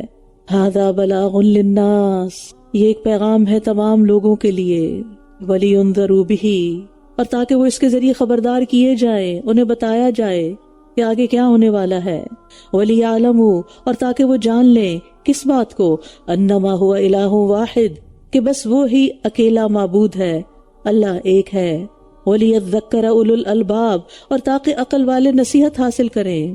تو یہاں پر قرآن مجید کے نزول کے کچھ مقاصد بتائے گئے ہیں۔ نمبر 1 کہ لوگوں تک یہ پیغام، یعنی یہ قرآن، بلاغ کیا ہے؟ یہ قرآن ہے، یہ قرآن سارے انسانوں کے لیے، قرآن فار آل، یہ الہدا کا ویژن ہے کہ سب تک قرآن پہنچایا جائے، چھوٹے بڑے، امیر غریب، کسی بھی رنگ کسی بھی نسل سے رہنے والے کو، تاکہ انہیں پتہ چل جائے کہ اس دنیا کی حقیقت کیا اور آخرت میں آگے کیا ہونے والا ہے۔ کل کو وہ ہمارا گریبان نہ پکڑے کہ ہم نے انہیں کچھ نہیں بتایا تھا۔